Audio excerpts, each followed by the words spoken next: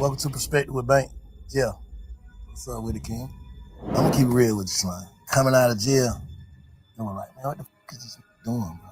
Talking, I'm like, what the hell wrong with this nigga? Like, and what's the difference between him being in the interrogation room talking and you being in the interrogation room talking? You act like I'm bringing the nigga name up there. I ain't saying what make y'all young niggas feel like y'all can spin the police though. This is how I feel, man. Me to you. I talked to Gunna when he first got out of jail. You don't like the word hurt. I see how you looked at that. What the can he say? Why you did that? What can you say? As a man, you think Key to respect you for what you did, bro? You to my RIP Key, bro. You know Key ain't gonna respect you for what you did to me, bro. You know that. You know Key ain't gonna respect that. You know ain't no real man gonna respect that. You did that, bro. You see that? You see an accident. This is the worst day of my life. But what you don't see is that in every crash, there's medical bills, repairs, time off of work. Not helping.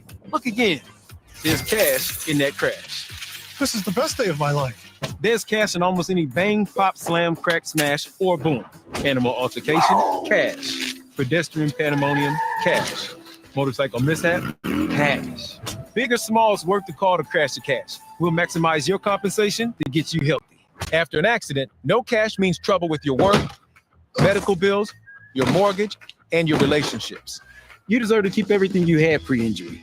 Cash or Crash will come in clutch. We've seen it all. I took him back. Unrelated. So at the next bang, pop, slam, crack, smash, or boom, see what I see. There's cash in that crash. With Crash to Cash. Remember, we don't get paid until you get cash. This is a Big Facts Network exclusive.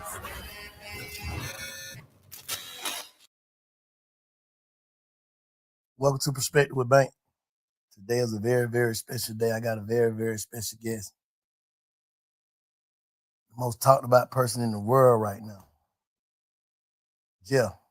What's up with it, King? Living life, bro. How you feeling? I'm planning. Planning. That's what it's about. Where your mental at, though? Mentally, I feel like sometimes you be up, sometimes you be down, but I feel like mentally, the game that I'm in, I'm not into sports or you know, I'm not an actor, none of that. The game I'm in, no matter what, you want all eyes on you. I feel like right now, this moment, no matter how the eyes look, the eyes can look devastating, the eyes can look betrayed, the eyes can look however, no matter how the eyes look. In the game I'm in, you want all eyes on you. No matter how they come. I always pray for that. God, I want all eyes on me. No matter how the eyes look. I guess this is just him saying, hey. No matter how they looking. No matter how they looking. No matter how the eyes look. A lot of the eyes gonna be like, you did wrong. A lot of the eyes gonna be like, you right. Hey, before we get into all that though, like, you know what I'm saying, what's going on and, you know, the talk, whatever. That's the reason why I said I got Jeff. I want to talk. I ain't never seen you in no interview like speak on John Burstoff or Lil Jeff. You know what I'm saying? Why not? I feel like just not even on no super manly shit or nothing like that. I feel like personally, I wasn't raised by like victims or men with like really, really touching feelings or like, you know what I'm saying? I wasn't raised by those type of men. I wasn't raised by the Wellers. I was raised by men that always said, keep going, no matter what, go forward. Because you got to understand, my mom got 11 kids. My daddy, he couldn't sit and be in his feelings about certain things because he still got 11 people to feed, plus my mom, plus him, plus his other kids. My daddy got 15 people he got to worry about every day. So he ain't have a chance to sit back and just focus on his feelings and feel certain things. I wasn't raised like that. I was raised by a man who just was like, go forward, because that's what matters. What matters is not sitting and just being stuck in the moment and dwelling on certain things. Like that ain't what life is about. When you living as a king, it's about going forward. I think I did that so much to the point where I forget to speak about certain things. I be forgetting to speak about Lil Jeff. What's your earliest memory? That's great. I ain't never had nobody that question. What's your earliest memory? Like if you could think of your earliest memory, like it's the first thing I remember as far as back I can remember. You know what I'm saying? My earliest memory was Jonesboro South, my hood, the hood I'm from, the projects I'm from, Jonesboro South. My brother Umfu, free Umfu. My brother, he burned the house down playing with matches. Cause you know when you're in the projects, you got that big ass long metal heater connected to the wall that come in the little snake looking heater. He playing with matches on that and it burnt down the whole building though. It ain't even burned down just our apartment, it burnt down the whole building. Damn. That's my first memory, like real life.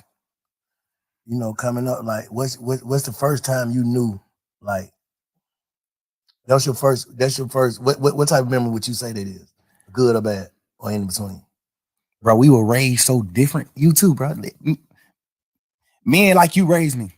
From even if it's from a distance. Yeah. I always looked up to real street dudes, real guys who from the street and this and that. I always looked up to this. So men like, I don't even look at that like it's bad. Yeah. I look at that like a fun memory. Like, damn, that's how fucked up we are, bro. That's how we raised. Like, that nigga burnt down the house. I don't even look at it like it's bad. Yeah. I looked up to him for that. Like, damn, but this nigga know how to set a fire. But this nigga know how to set a fire. At 5 years old, he know how to set a fire. I'm asking him, how the hell you set? How you do it?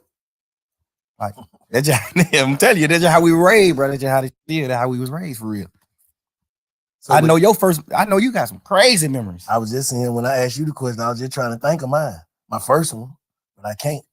But I would say, what's your first happy moment? In life? Yeah.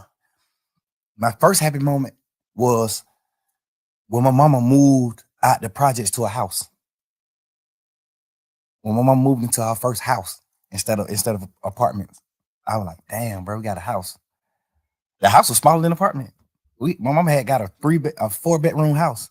The apartment was 5-bedroom. You're saying not feeling so confined no more, like around a bunch of people. Now we got rid of some grass. Like, I got grass, I got a yard, I got neighbors, like houses. Like, I'm waking up, get on the school bus in front of my house instead of the project. It was right across the street from the project though.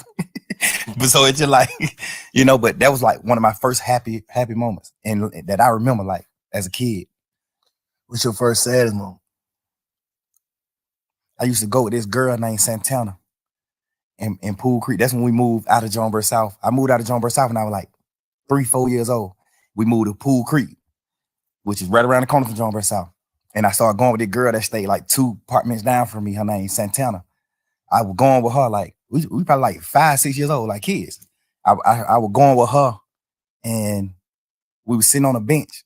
And I think I was talking to another girl and she got me and she hit me with a stick, with a sword, with a real log.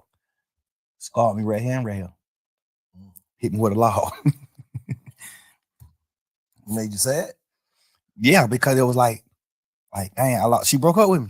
I'm like, I lost my girlfriend. Oh, yeah. What's the first time you feel like you felt betrayed? Like as a kid coming up or whatever. My first betrayal was like, cause I'm a kid, so I wasn't introduced to the world or like niggas or friends. You know, you confined to just your household and the apartments you live in. Mm-hmm. So my first betrayal was probably like my other family members, like me hearing my auntie say, you know, she don't want my mom kids at her house because we just too deep. Like we got roaches in our house. Our clothes got roaches, so we might come to her house and some roaches might come out of ours. Now she got roaches in our house, and I understand it. You know, no harsh feelings, but you know that type of shit. The nigga that I am. That's the type I was dealing with in life as a kid. I was dealing with that. Like my mom got so many children to the point where her sisters and brothers like, man, hell no, we don't even want to deal with y'all. No sir, too many of y'all there. They weren't even on no bullshit. Just like she like, man, I got a 3-bedroom apartment. I'm goddamn raising my kids a certain way. Y'all over here, y'all grown in hell. Y'all doing what y'all want to do. And like, hell nah, we don't want that shit over here. I want my kids to grow up, you know, a different way. So I get it. You know what I'm saying? But That's the type of shit I was dealing with. Like that was my first like betrayal. Just like hearing my auntie say she didn't want us at our house. We carried roaches. Damn. Hey, shit, we had roaches like, Of course, but hey, my auntie them did too. But they was so small, so she was able to exterminate them. She was able to get rid of the certain. She just got a little bit. Yeah, she had roaches just because she lived in the project. She was clean as a motherfucker. She ain't had them with 3 kids. All them were respectful, cool people, cool kids, all that. So she can contain like what's going on in her house. We just so deep. It's just like y'all finna come over here. We broke ahead. We got this smaller amount of food stamps than your mama. My mama got a lot of food stamps because she got a lot of kids. Her mama like, man, we got $300 a month worth of food stamps. Y'all come over here, y'all eat all the goddamn food because y'all just deep. Y'all ain't even trying to do no shit. Y'all eat all the food. Now my family don't, just like that type. You know, until recently, like, and a lot of people who watching, they probably been watching me, they see like I ain't different. I feel like I'm different. I know I'm different now. Like at first I was trying to trick myself into being different and it ended up working. You get what I'm saying? So, and I started realizing certain like, damn, man, this how you felt about this, or this what shaped you, or this what made you start to think like this, and this what made you, you know what I'm saying? Like, so how do you think Lil Jeff impacted Young Thug? A few things. It was a few reasons. A few things like from me being Lil Jeff impacted Young Thug. Like some of the shit that I just spoke on. Like that made me like love people more because I seen like some parts of my family like not having the gratitude and like love that I wanted as a kid. Like I actually love my auntie. I actually love my cousins from my auntie kids. I actually love them. Mm-hmm. And my mama, we were so deep. My mama always taught us like love, bro. Y'all supposed to be with each other. We'll never go against these folks. Love, you know. So those type of situations impact the impact Lil Jeff to Young Thug. Just like I'm telling you gotta think my mom got a 5-bedroom apartment. We 11 deep. All 11 of us live in 5-bedroom. So I'm sleeping in the same bed with 4 other people. The 4 youngest kids my mama got sleeping in one bed. Then the middle 3 sleeping in 2 beds in their room. They got 2 different beds in their room, in one room. Then the other, it's like that. So I grew up off of like, you gotta love one another. We ain't had nothing. We was literally damn near junkies. Like we ain't had nothing in the world. We did junkies. I'm telling you, when I bomb, not junkies, but like bombs. Yeah. You know what I'm saying? Like junkies. Yeah. Like we don't got nothing. Yeah. Like I wear my sister clothes. Yeah. To school. Yeah. My sister then I gotta drop out of school just so I can wear her clothes, and people don't know that I'm wearing her clothes. That's what I'm saying. How them circumstances, like in what way did that, like what did it make you feel like? It made me feel like I just wanted. It made me feel like my aunties and uncles and stuff treating my mama family a certain way. It made me like want love so bad. That's when I started meeting friends. That's when I started wanting love from like other people besides my sisters and brothers. Mm-hmm. I started trying to get love from my friends. I started getting, you know what I'm saying? Like it just made me just seek love. I started seeking love because I wasn't getting love from like certain parts of my family. Yeah. It shaped me in that way. And then a few more ways, like I watched my brother die in front of me. You know what I'm saying? Like I watched my brother die in front of me, bro. 8, 9 years old, little boy. Kid. What happened? He got killed. My brother got killed on Deal Avenue. My brother ended up doing some gambling. He stopped Uncle from gambling. And then he kind of slapped Uncle around like, yeah, Uncle was like 11, 12 years old. Look, he was a kid. He gambling with some grown ass men though. So he go out there to stop my brother from gambling, and he started gambling. He ended up winning all the money. So when he leave, one of his friends, goddamn, call him and tell him like, bro, don't come back up here. These niggas they gonna take the money back for you if you come back. Cause my brother was like, shit, I'm gonna go home right there. I'll be right back. Y'all niggas don't stop gambling. I'll be right back. So he walked down the street to the house, and his friend called him like, man, don't come back up here. These niggas goddamn whoa. Which some people will look at like, nah, that ain't no. That's real niggas. But he knew my brother. He was my brother best friend. He knew my brother. Gangster, he's standing on that off top. You tell my brother some niggas finna do something to him, don't come back. He going right back. Cause the thing about it, he wasn't even coming back. He had won all the money. He won like 9,000. This was little kid shit. He won like 9,000. His friend knew he wasn't coming back. Like he like made him come back by telling him a nigga finna like he gonna rob him. So he go right back up there and shoot a nigga. He go right back up there. Hey Ty, who you just called me and said niggas said they gonna rob me. Who you said gonna rob me? The nigga Ty, what the heck, man, nigga, who you said gonna rob me? You just called me and said one of these niggas might rob me. That's how the situation started. He shot a nigga, your brother did. Yeah, he shot 2 niggas. He shot 3 niggas. He shot his friend, and then he shot the 2 niggas that killed him. Cause his friend was acting like a hoe, like not want to tell him who said he was gonna rob him. Yeah. His friend like, man, bro, you tripping. Boom, shoot him. Bitch ass nigga. Boom. Then when he shoot him, he started saying like, man, didn't nigga say him, bro? These 2 niggas. So he started shooting at these niggas. Boom. Then he take off running. He had a police siren. He take off running. Them niggas got them started back shooting back. Shot him in the back while he was running. Ran down the street a little bit and fell on the ground and just like, he just on the ground gasping like, man, hurry up, get me in the car, take me to the hospital. He just was telling us like, I feel like I'm dying. Like, I'm telling you, I feel like I'm dying, bro. I feel everything's slowing down. My heart rate, everything's slowing down. I feel like I'm dying. Y'all gotta, you know what I'm saying? I'm right here, bro. Little boy. I'm looking at my mama holding nigga hand like he going and shot my mama like, Beanie, like, son, you hear me? You hear me? And he just like choking up blood, but he like, you can see he trying to say something, like he let her know, like, I hear you. He trying to say something, but he can't talk. So my mama like, you hear me? Squeeze my hand. I'm holding one of his hand. My mama holding the other hand. She like, if you hear me, squeeze my hand, son. Squeeze my hand. Don't go, son. You squeezing our hand. I'm like, he still, you know what I'm saying? Like, I'm looking at this shit as a kid, bro. Like, so from that day forward, I always said, I'm gonna do something to the nigga that killed my brother. That just shaped my life. That made me cause I played football. I looked up to Michael Vick. I played football. I wanted to rap. I looked up to Lil Wayne. I looked up to Michael Vick. I looked up to Hot Boys. That just shaped me from all that. From that point on, I looked up to like steppers. I looked up to niggas from my hood, from Jonesboro South, that handle their business. That shit just made me a whole different person. That one situation. I was never like 9 years old. I was a kid. So from that point on, how like looking back on like what changed? Like what changed in you? Me, from that day, what changed in me was the way I viewed like niggas that wasn't from where I'm from. Cause that's what it boiled down to. Like a Jonesboro South nigga got killed by a Deal Avenue nigga. So that just started making me be like, man, you ain't from Jonesboro South, nigga. You know what's happening? Now we living that type of life. So that's what I'm saying. Like the situations I was in shaped me in so many ways. It ain't shaped me one way. Cause it was so many different situations, different scenarios to a point where it shaped me so many different ways. Like me not getting love, the proper love from my entire family made me seek love from niggas and women. Me seeing my brother get killed shaped me to how I view niggas in the street, how I view niggas. Like, you know what I'm saying? It's me playing foot, my dad and like moving me away. Like I ain't never rode the school bus, but my dad took me to school every day. I had a real father.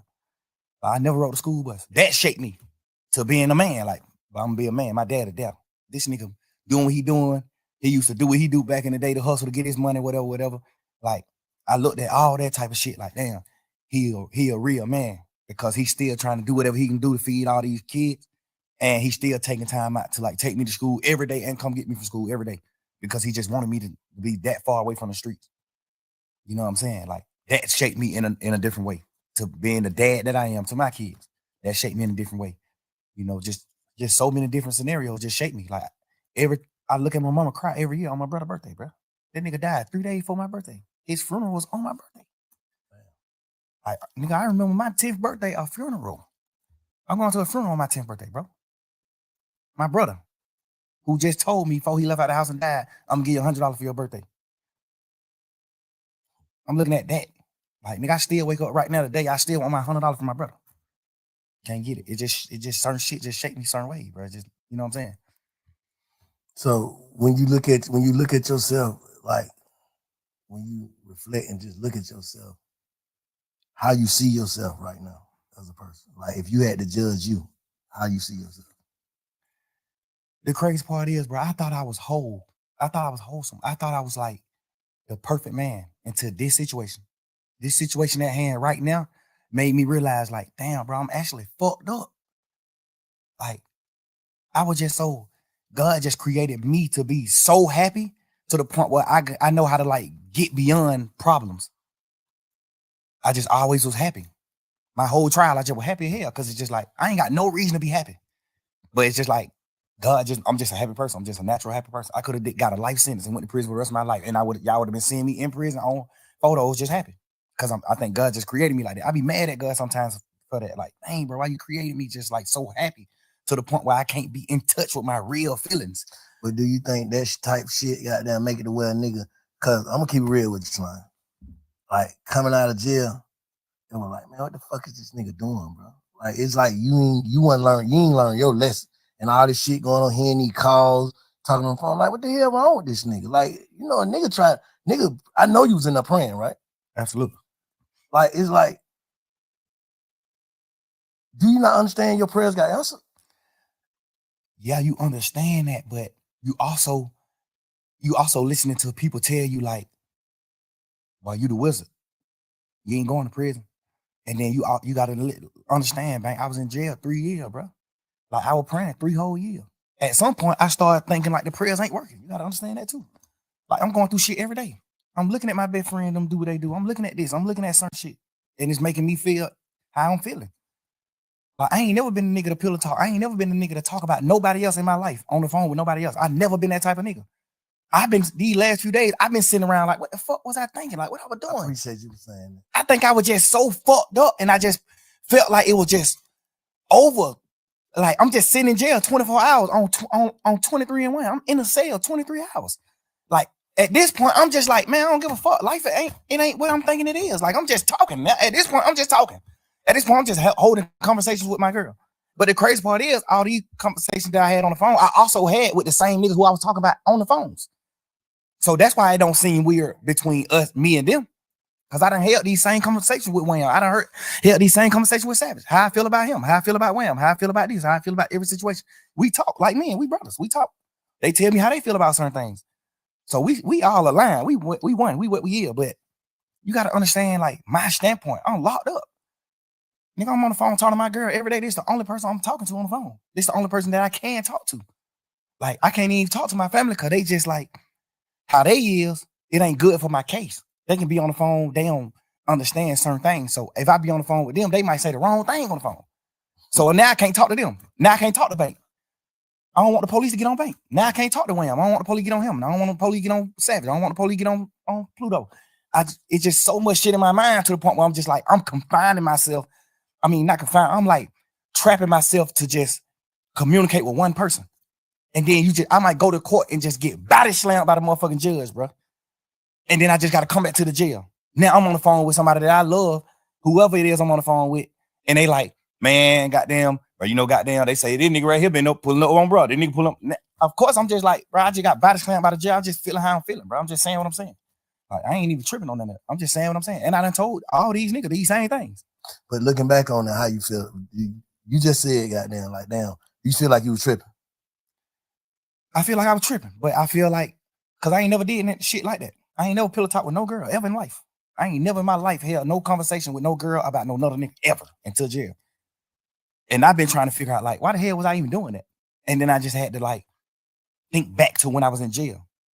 Because I did a long time in jail. So I know how to think right back to when I was in jail right now. So you've been reflecting. Hell yeah. And that's another thing I don't even want to do. That's why I don't even respect the phone call shit coming out, because all it do is make me think about when I was in jail, going through fighting for my life. All it do is make my girl think about those long ass conversations on the phone. We praying and we doing shit and hoping that I can get away from this shit and come out of it. Like, that's the weird part about this shit that's happening. Like, this shit, all this, y'all, this shit just like a fun moment in the memes on the internet and trying to just like tarnish my existence and just my real nigga shit, my real nigga life, to like just to have fun with it. But not knowing, like, but this shit traumatizing the hell. This shit goddamn make me remember when I was in jail. This shit make me remember those dark ass days and moments I had, bro. This shit make my girl cry. She ain't even tripping about what we saying on the phone. Nigga, we said, whatever I say, I can say twice. I'm a grown man. I'm a man, nigga. Whatever I say twice. And I done said it to every nigga. They know that. So I ain't tripping on that part. I'm tripping on just like the world not knowing that. I'm tripping on the world just, oh, but look at this. Oh, hey, y'all, here go another phone call. Here go. It's just like, bro, y'all ain't understand what's going on. Let me say this. if you won you knowing that you told these people and you was on the side, how would you look at it? If you was from the sideline, just listening to Slime on the phone, on the jail phone, talking to Savage, talking to your girl, just about like everything, how would you look at that? If you didn't know, like you said, you done told these same people this, how would you look at it? It depends. If I was on the sideline and I never been in that situation, like no jail shit or fight for my life, I probably would look at it how people looking at it that ain't never been through shit. Okay. They probably looking at it like, man, you some bullshit. Why the hell you talking about? But if I was a nigga that had experienced certain shit, I would look at it another way. Mm-hmm. But and me personally, I'm a smart man. I know how to think. So if I see somebody else going through this, I'm the type of person to be like, damn, I want to know what he think. Like I want to hear what he was feeling. Like why you do this? Why you said this shit on these phone calls? Why you was saying this shit on these phone calls? Because everything on the phone call came from questions being asked. Or they just putting out your part. Who you think putting that shit up? I don't know. I be looking at it like some of the niggas that's like mad that I'm pushing grown man business. I'm pushing. We ain't telling on nobody. We ain't no rats. We ain't doing it. It might be people that's like, it might be stemming from that. Cause do you think you inviting that energy though? Yeah, 100%. Overly. Yeah. Overly. But me just knowing how this world is, even if I wasn't inviting the energy, it still happened. It still would happen. Anyway. You can't just say that. I know it. You can't just Because you got to think, before the world even seen an interrogation video of me or anything, jail calls I had already got leaked. Jail call got leaked when I was in jail. Interrogation shit was already out too, though. Huh? Right. I'm just saying, all this shit was happening while I was in jail. But I'm saying, So I don't think it would be, me personally, bro, this shit for me to use tonight. I don't think it would be, it's like right now, yeah, interrogation shit came out too, and there was some shit in there. We're gonna talk about that. There was some shit in there like, damn, Slime, why you say that? Like, what the hell wrong with you? But at the end of the day, I'm saying niggas wouldn't want to be like, yeah, man, fuck that nigga.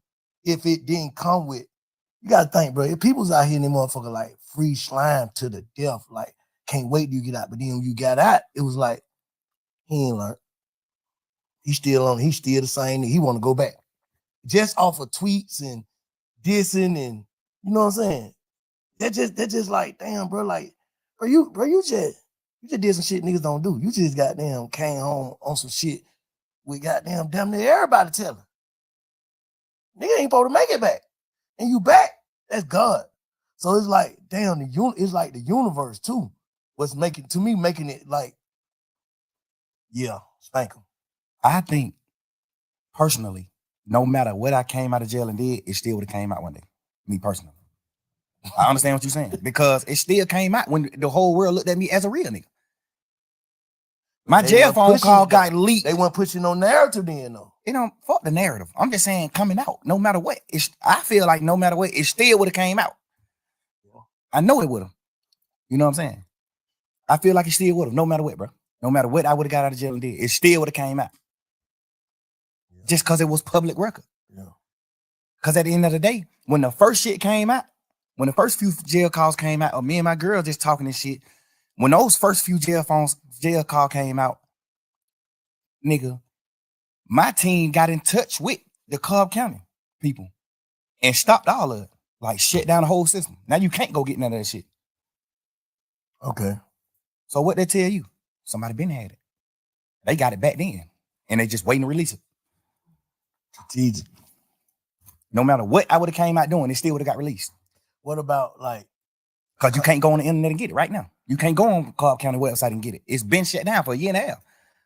What about like contradicting shit? Like they say, you tweeted that you told Sean to take the take the plea. Yeah. But on the call, you told Savage. Blaine told that nigga that. Like, so that's like credibility. Like, damn, Slime, you said this, but this, you tweeted this. Goddamn, what one is it? Yeah, I understand that. And the thing is, when just say I'm in jail fighting for my life, this just for people that don't know the law. Okay. I got co-defendants. I got 28 co-defendants. I got 28 niggas on the case with me. We can't have contact. We can't talk to each other. We can't be around each other. When I go to court, they got me on a whole nother motherfucking place side of the courthouse. They got these niggas on different sides of the courthouse. Nobody is around each other because we co-defendants. We get another charge if we talk to each other. We can't talk to each other. So when I'm on the phone, a nigga like Savage, he know what he know about the law, but it's some things that he don't know about the law. So that's what slowed me down from calling niggas from jail, because he on the phone just having a normal conversation with his brother, and he just want to know what's going on. Like, shit, I just want to know what's going on, bro. Like, you seen your brother plea? You seen this? You know, he don't know the law. He don't know the side of the law where I got a co-defendant and I can't talk to him. So if I get on the phone on a jail call and tell Savage, yeah, I told Unfo to take his plea, that's another charge on me because I don't supposed to have contact with Unfo. So when I'm on a jail call talking to Savage, I got to say no. Hell no, I ain't told that nigga do that. Hell no. Because all they gonna do is take that jail call and play it in court.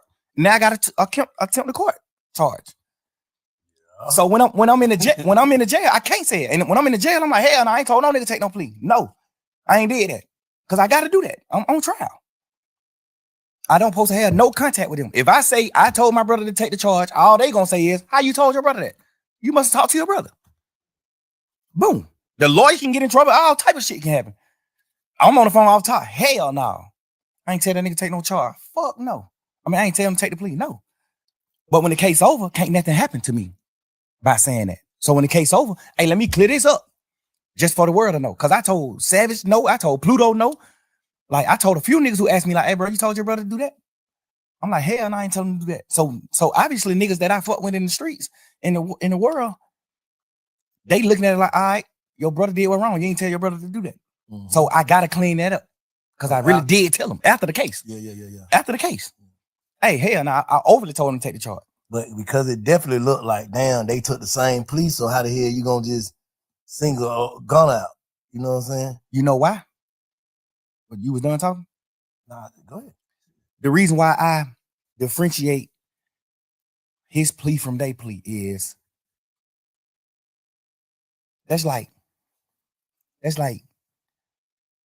you telling your son to do something versus you not telling your son nothing and he do something.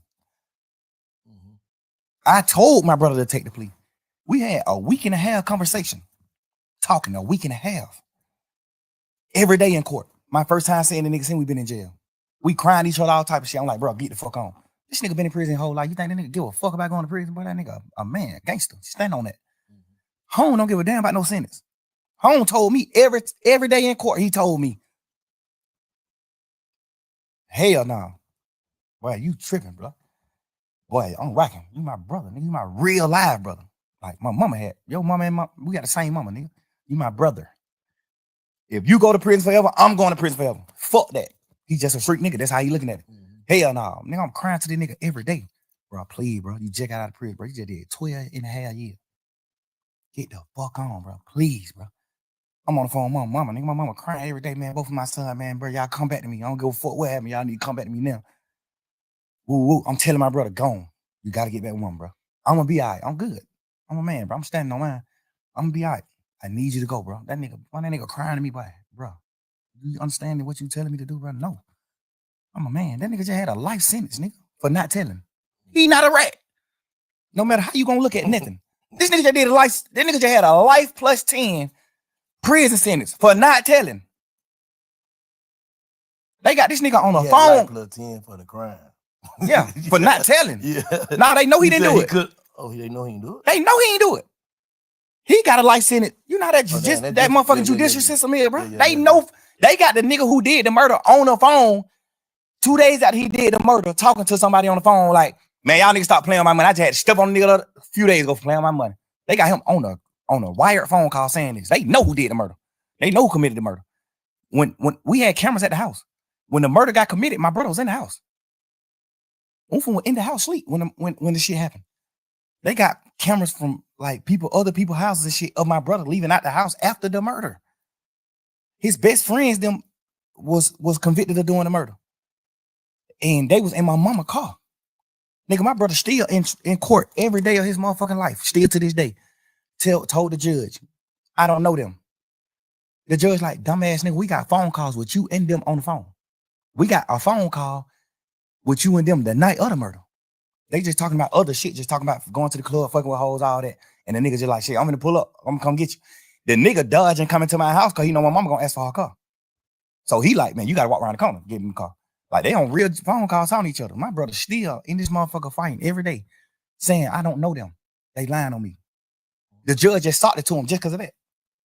Like, oh, you playing game. They offer that nigga immunity. They know he ain't do it. They offer him immunity. Hey man, you tell exactly what him, cause they saying one of the niggas saying you brought the gun to them. One of the niggas saying it's 3 of them. One of the niggas saying Unfun did the shooting. One of the niggas saying Unfun didn't do the shooting. He just brought us the gun. Mm-hmm. They like, why y'all didn't just come to the house and get the gun? Cause we was in his mama car, and if we would have pulled up in the driveway, his mama would have made us leave her car. So we called Unfun and told him, hey, come around the corner and meet us and bring us the gun. We finna go to the club. They just like, hey, bring my file. We finna go to the club. Bro, goddamn, suppose, I don't know if he did it or not, because he still ain't told me to this day. I don't know if he did or not, take them the gun. But when he take them the gun, they ride off and going, like they finna go to the club and do what they doing, but they end up, well, that's what the court say. I don't know the case. The court said that they robbed some Mexicans, and one of the Mexican buck, and they shot him, and the Mexican died. I don't know if that's true or not. I'm not saying it's true, but this is what the case was. They saying my brother took the gun to them, and then one of them killed the Mexican, which we don't know if that's true or not. Mm-hmm. Cool. Goddamn, they got one of the Mexican that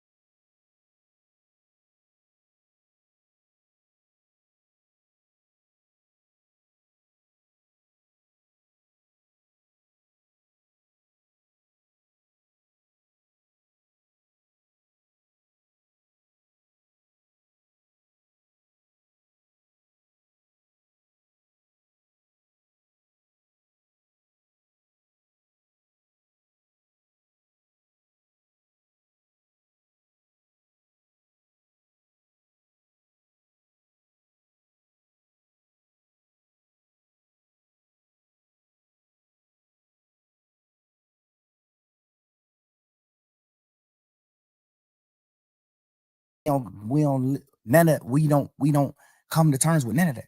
So it ain't a game. In real life, it's really not a game. When it comes to the game book, done did some shit separate on their own. yeah, it's just a lot of crimes that happen, and they just saying, "Oh, why sell a game?" Off of all these crimes that happen. But the law that makes an organization a gang, the law that makes an organization a gang, we don't meet none of the criteria. So we not a gang. No matter how y'all try to twist it, we not a gang. You see what I'm saying? Yeah. We got every lawyer in this motherfucker saying we not a gang. So who you look at in that shit that took the plea?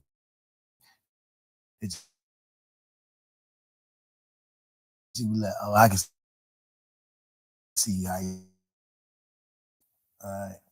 Because, and I ain't like saying, oh, he didn't goddamn do us wrong, or he didn't do this. One thing I know is he ain't taking the plea. If I don't make him take the plea, he ain't studying that plea. So why Duke ain't wrong? I just want to know, like, why Duke plea was from Duke. All Duke said in his plea, he didn't say why I said it was a gang or none of that. All Duke plea did was said that Yak was right about telling on him, about what they talked about. Duke plea was just what Yak already had told the police about him. You see what I'm saying? hold on. You said Duke just agreed to what Yak said. Yes. Basically. So Duke. Yak, you saying Yak threw Duke up on the bus. He just said the nigga telling the truth on me.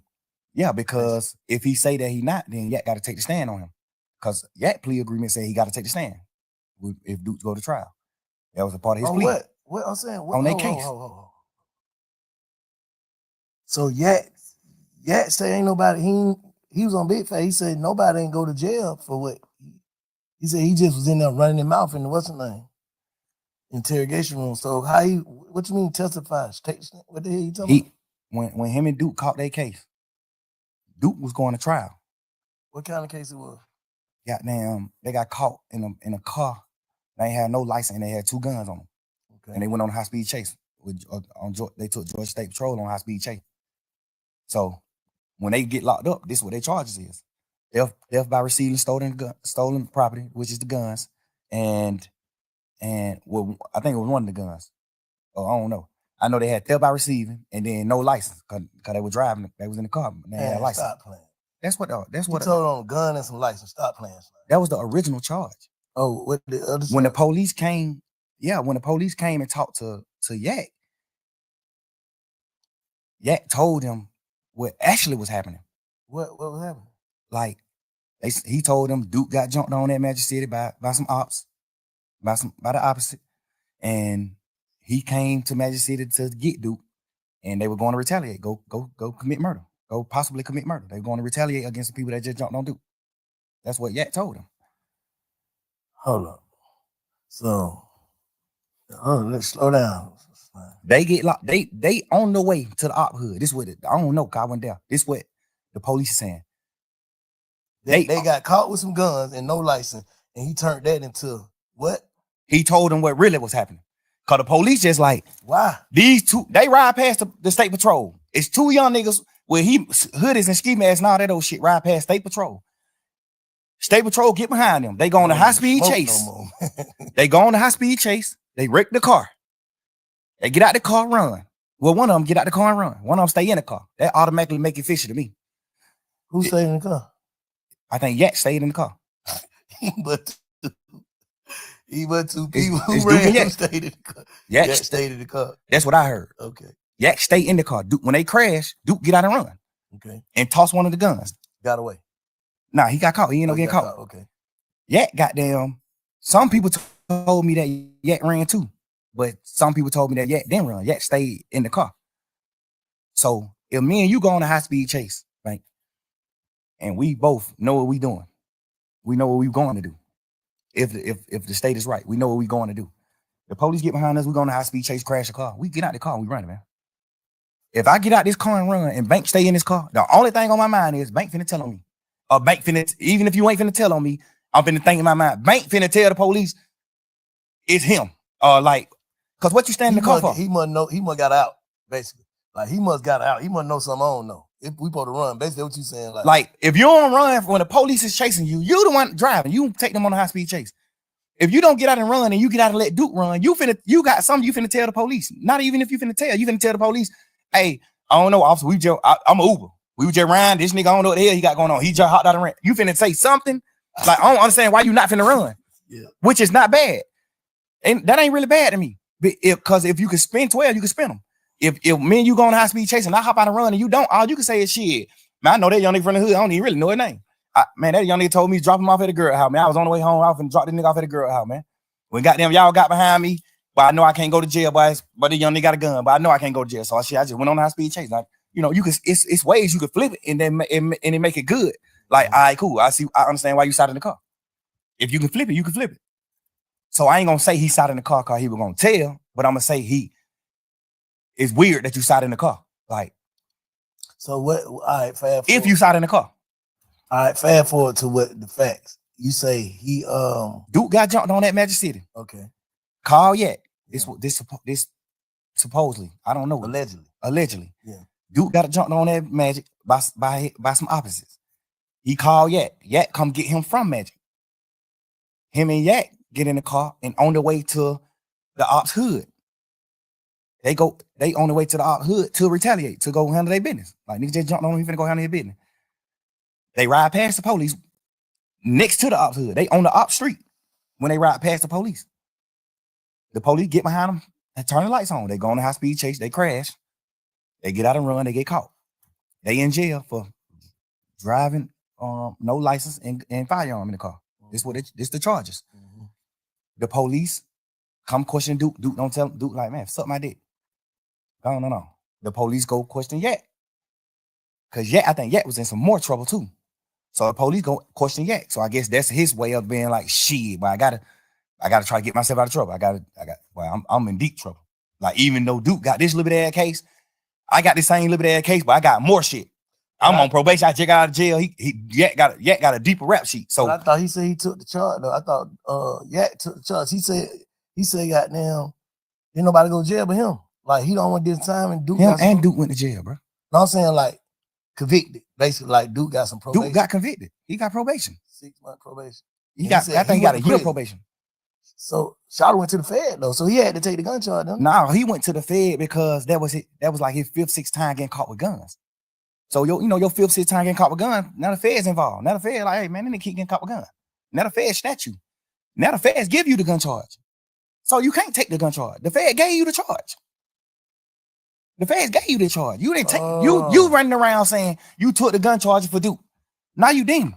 In your interview, you said the gun was my gun, but I gave it to Duke. Everybody know in a court of law, if you say, hey, this is my brick, but I gave this motherfucker to a bank, whoever is in possession of this brick, that's who brick it is. That's a fact. Whoever in possession of this gun, that's who gun it is. I don't give a fuck. You can tell the police 1,000,000 times this your gun. Duke get caught with this gun. This motherfucker is Duke gun. I promise you that. Yeah. That's how they go. So the Fed snatched him. And when the Fed snatched him, his charge in the Feds was the gun charge.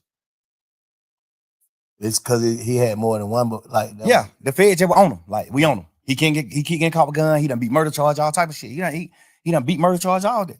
So the Fed already on him. He get caught with take the stand. Why? I'm saying, so Duke didn't go to trial. That's why he no.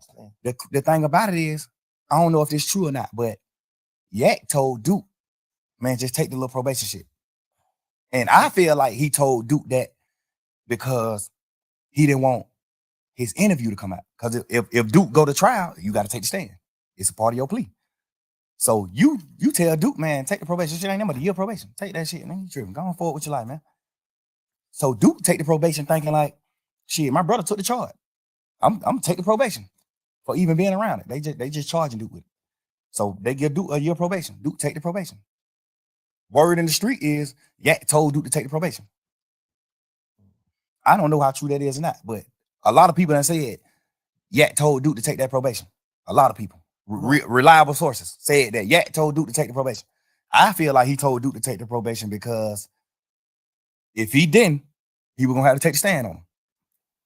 And he didn't want to take the stand because he already got to go to jail. So you saying he would have took the stand if the Fed wouldn't have picked it up, basically?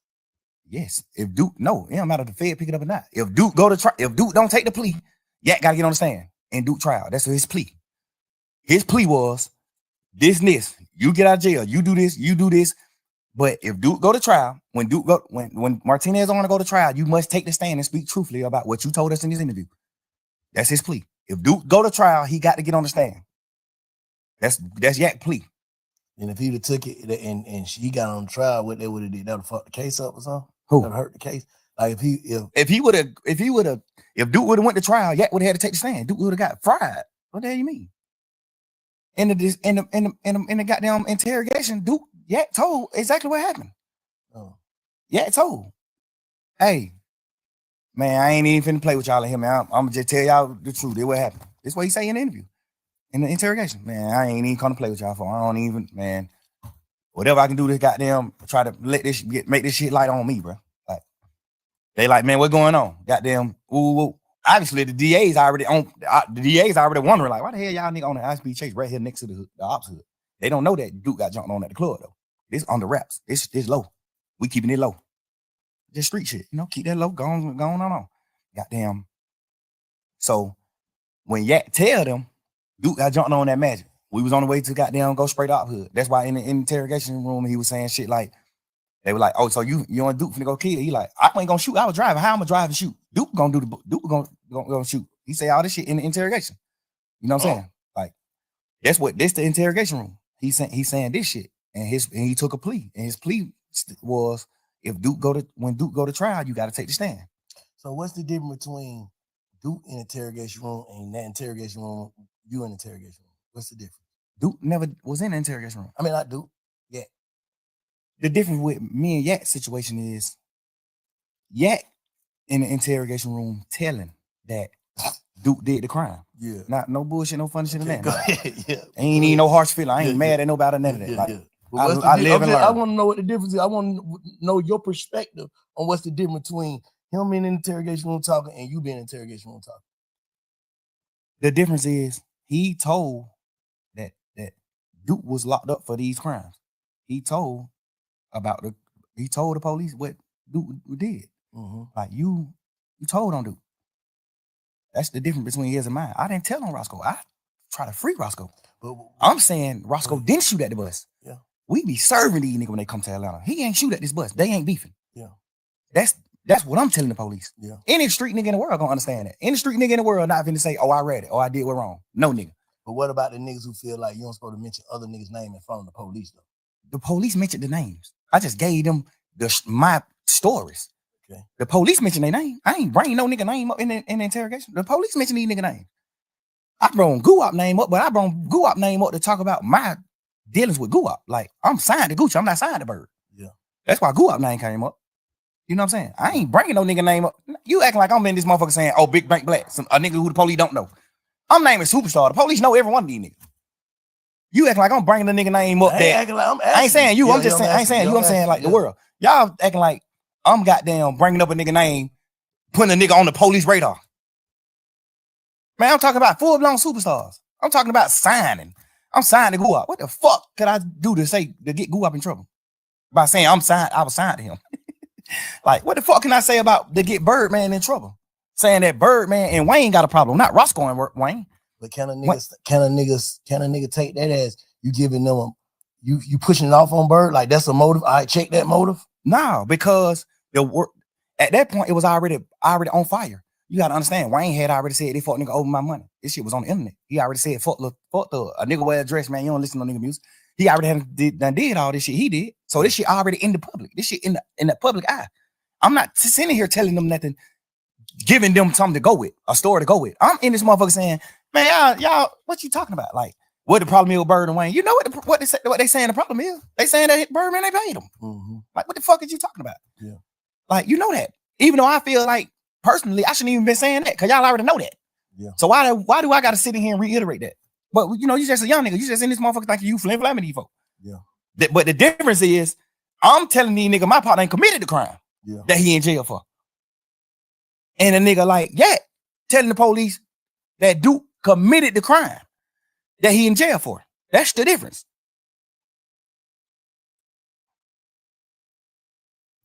Me asking you, do you understand the difference? I understand it different, but like I said, Slime, I told you this, like, you know, looking at it from the side is like, why would you tell that lady take your number? I told, if you look at the whole interview, and I'm gonna put the not the audio, I'm gonna put the video out so you can see the actual video too. I told the lady to take my number on some flirtation shit. Like we just flirting. When we first come in the room, I was flirting with her off top. All this shit on video. When we come in the room, I'm flirting with her. When we sit down talking, she's sitting at the table. I'm talking to her. I'm flirting with this bitch.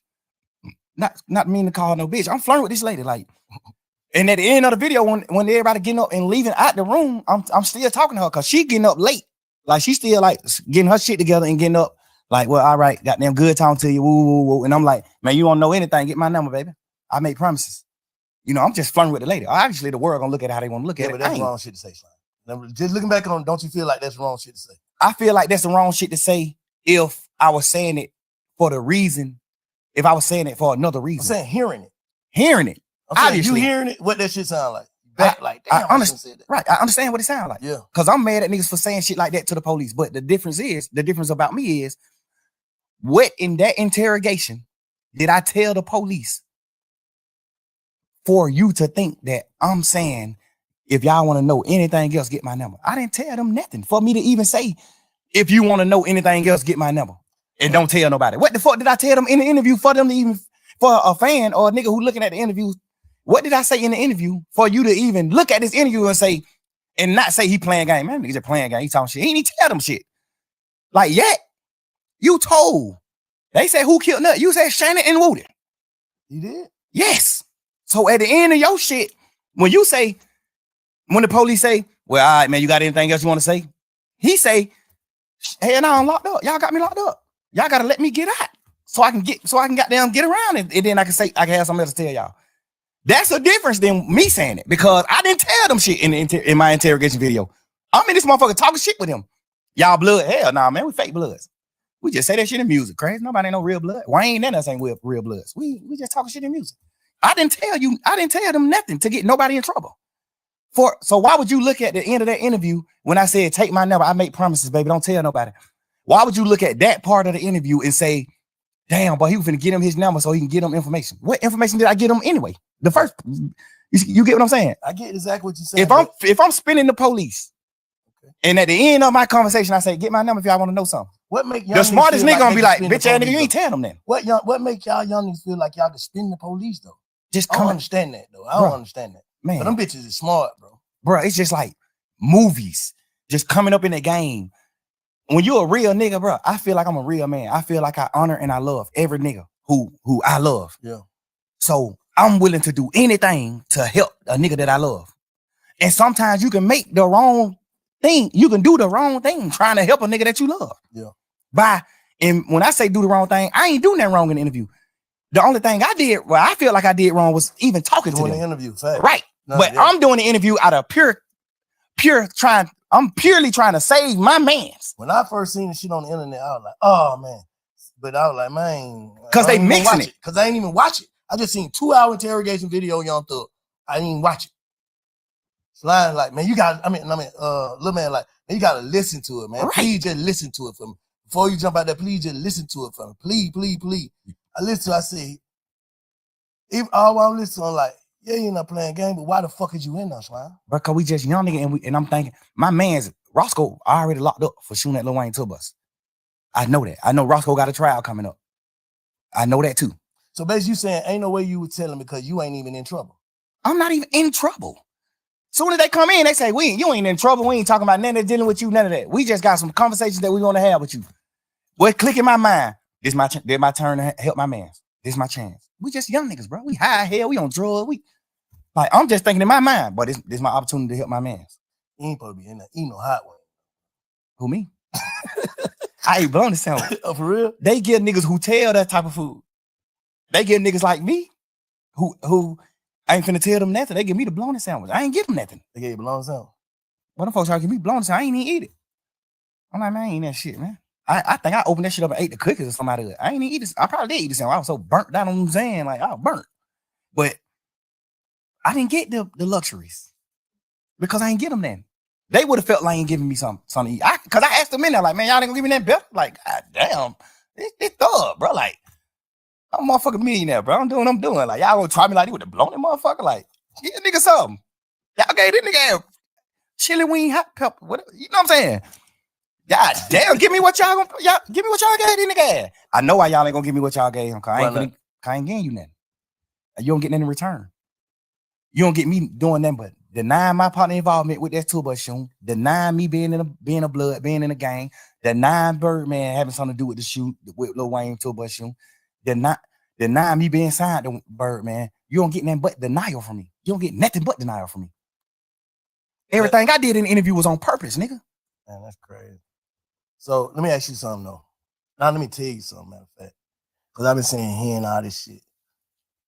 And you know what I'm saying? A lot of this shit valid. You know what I'm saying? You did do whatever, however. But fuck that. This is how I feel, Slime. Me to you. I know you said this shit probably would have came out or whatever. This would have happened, that would have happened, this would have happened. But what I'm saying is, even in there, I don't feel like you realized what you was going through. And then when you got out, I don't feel like you was focused, bro, the way you should have been. Like, I feel like you taking your blessing for granted. That's just how I feel. Like, I ain't here to condemn or goddamn protect. I ain't here to do nothing but get your perspective and feel your energy, bro. So what I'm telling you, and I'm hoping you feel mine, I'm saying, I feel like you probably got out of jail and truly went with the narrative y'all went with. What was it? Truly humble on the gut. Yes, sir. I don't feel like you came home humble, bro. Enough. And I don't know. I'm just saying, I'm from the sideline. I taught you when you first got out, first day you got out, you gonna live and call me on through. I was like, what I say? Bro, fuck all that. Get home and get to it. Nothing else. I don't feel like you did. I feel like you came home playing again, bro.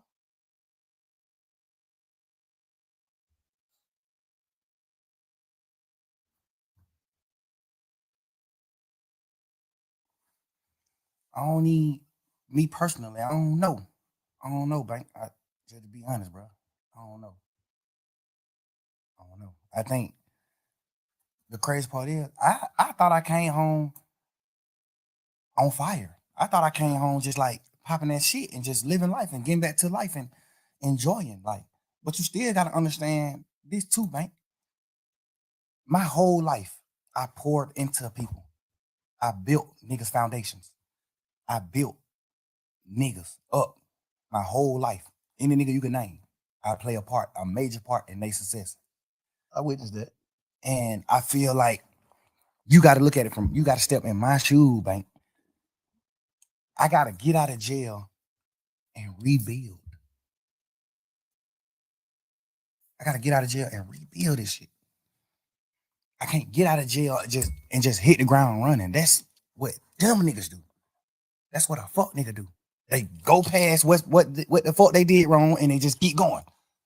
Rebuilding doesn't mean what? Like rebuilding your mental? Rebuilding my mental, rebuilding my financial stability, rebuilding my organization, rebuilding like the way the world looked at me, the way the world perceived me. Cause you got to think, I get out of jail. Yeah, I spent my last 10 years every day with my friends. And we building, we showing the world, this how you supposed to be, this how brothers is, this hood is, this how we supposed to do it, this is what we doing. So I get out of jail, now I don't got them friends no more. So I just get out of jail. I'm used to being with them. My last 10 years, I've been with them every day. So I get out of jail, now I gotta learn how to not be with them. And not because they dead or they went to prison or they did it, because they betrayed me. I can't just get out of jail just going forward, bro. Like, I thought I was though. But this situation at hand just let me know, like, damn, you ain't going forward. You wasn't going forward. But then I look at it like, damn, why I ain't going forward and not going forward like success? Because I don't look at them nigga like they successful. I ain't moving on. Why I ain't moving on? And I think like, because I got to rebuild. So do you think watching a nigga look as if they like Gunna? You think watching Gunna look as if though he ain't hurting about this shit or moving on, that shit hurting you even more? You don't like the word hurt. I see how you looked at that. But a nigga gotta know when they hurt, bro. Because the only thing you're explaining is you talking about betrayal. Those words bring heartbreak. Yeah, but bro, We gangsters, bro. We men, bro. We bosses, bro. Ain't no such thing, bro. I cried on the internet about day. Give a fuck. I ain't that gangster. I know. Nigga, our heart is fragile. Cause look, and I said this, and I just seen on, I don't listen to all them jail calls too. Yeah. Like, man, what the hell this nigga talking about today? But I said, I listened to that motherfucker, and you said something like, cause I had already told Lil, I said, bro, the reason why Slime, and it's just me, I could be tripping. The reason why Slime ain't fuck with Gunna, cause he already done put the word out and stamped it to niggas, and he gotta stand with these niggas. Not saying it's right or wrong. It's like, shit, how the hell I'm finna make these niggas fuck up their friendship or whatever, they camaraderie with the nigga, and then I come home. I feel, and then I ain't never told you this. I talked to Gunna when he first got out of jail. I was trying to get an interview with him. He was like, man, I ain't worried about none of these niggas saying, I know my brother in that box fucked up. I was just in that motherfucker fucked up. That nigga mind ain't right. Whatever. I don't give a fuck if he is telling these niggas fuck me. If it ain't fuck me when he get out of jail, they're my brother. You know what I'm saying? I love that nigga. I know he love me. He knowing I wanna did that shit. I triple asked them folks, is this gonna affect my brother? That's what he told me. I took it for face value. That's what he told me. That ain't the truth. I'm just telling you, I'm on the outside looking in. I'm just telling you what he said. That's what he said. He said, oh, I ain't saying that the truth he said. I'm saying, yeah, that's what he said. He like, I'm just waiting on his word. I don't know, cause his lawyer could have told him. His lawyer could have fed him some bullshit. My lawyer's just a real one. Brian, a real man. He gonna tell you, hey, this what we got strength at in this trial. This what we lack at. This what you fucked up at in this trial. This what you got their ass. So that's part of the reason why I took my plea. Cause he like, you gonna win the case 100%. You gonna get acquitted, but you can't get acquitted for the shit that they found in your house. It's in your house, the house in your name, everything. Like, even though it ain't your shit, they still got it. The law tell the jury you must charge the owner of the house with these items if it's in his house. Mm-hmm. So Brian always told me, like, this is where you gonna get convicted at. This is where I feel like you could get convicted at. He said you still can win it for sure. I think you're gonna win it, but I can't tell you. I can't be no bullshit like these other nigga lawyers. Mm-hmm. I gotta tell you, hey, this is where you strong at. You strong at every corner of this case except this one. The shit they found in your house, you not strong in it. No matter what. 9 times out of 10, you will get convicted of this. No, I'm thinking about you saying like you had to rebuild, you had to move on, and niggas for 10 years. You had your partner that been with you 10 years, and then every day. But I used to see you and Gunna every day. Like every day, like to the max. Like you and Duke day every day, but it was a different every day with you and Gunna. What I'm saying is that shit like a marriage. You dig what I'm saying? So it's like you having your wife, bro. And this ain't even just your wife. She came in with you. She came into the relationship bossed up, millionaire, doing this shit. She came a bum. She came with nothing. You made her a millionaire. You foundated her. You built her with all honesty. Like you built her just on some honest shit. Not even on no, I'm finna build this project. It's just like, damn, boy, I look at this little nigga like my little brother. I love that nigga. I'm finna try my best to help this nigga do something. I ain't even know this nigga rap when he first came around me. I just was just like on some shit like, man, everybody with me, I'm taking them with me. We going with, I'm finna figure it out. If he don't rap, I'm finna, whatever we put on this internet and the fans say, what the fans commit him, the fans put on him, that's what I'm finna make him go with. If we get on the internet, he don't even gotta be a rapper. If the fans say, but then nigga got this shit, this nigga drippy as a motherfucker. But I'm finna make sure you first as a motherfucker every time they see you. Like I'm just don't do whatever I can do to help my niggas. Yeah. Or my girl, like whatever. I'm doing whatever it takes. You know what I'm saying? So have you ever actually sat down and thought to yourself, how do I really feel about this? Not how, well, I take it back to this. How do Jeff feel about this before I saw my brother get killed? How would he feel about this? About what? About Gunna, period. Just all the way. Like, how do you, like, I'm trying to get you tap into, like, how do you really, really feel? I know how you know how we know how we supposed to feel about shit. Fuck that nigga crawl me. That's how we supposed to feel. How you really feel. How you really feel about this shit. Like, I really, really feel. I feel like Troop word. King Troop. That's where King Spider come from. King Troop is the big homie. Where you might get. Yeah. King Troop, our big homie. Yeah. I honor Troop words to the T, no matter what. I'm with him to the T. He not a bad man. He a real man to me. What I identify as a man. I honor his words. He told me before he died, He didn't tell me on his dying bed. He just told me before he died. Gunner is my son.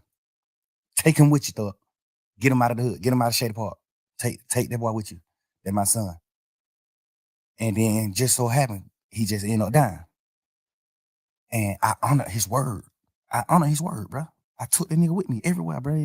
This my man's, bro. Whatever you will. All the bullshit that I knew about you, all the shit you did, the shit that sitting on the porch talking about your cousin, them there telling on the goddamn to the Crime Stopper people. All this shit. I knew all this shit later on, but I knew this shit. And I just found a way to love you. You know what I'm saying? I knew it. And I just love you because I just honor true word. And I feel like whatever, I don't know what Truth told you, but I know he told you something good. And I feel like you just didn't honor the word. You ain't honor that, bro. You ain't even honor brotherhood.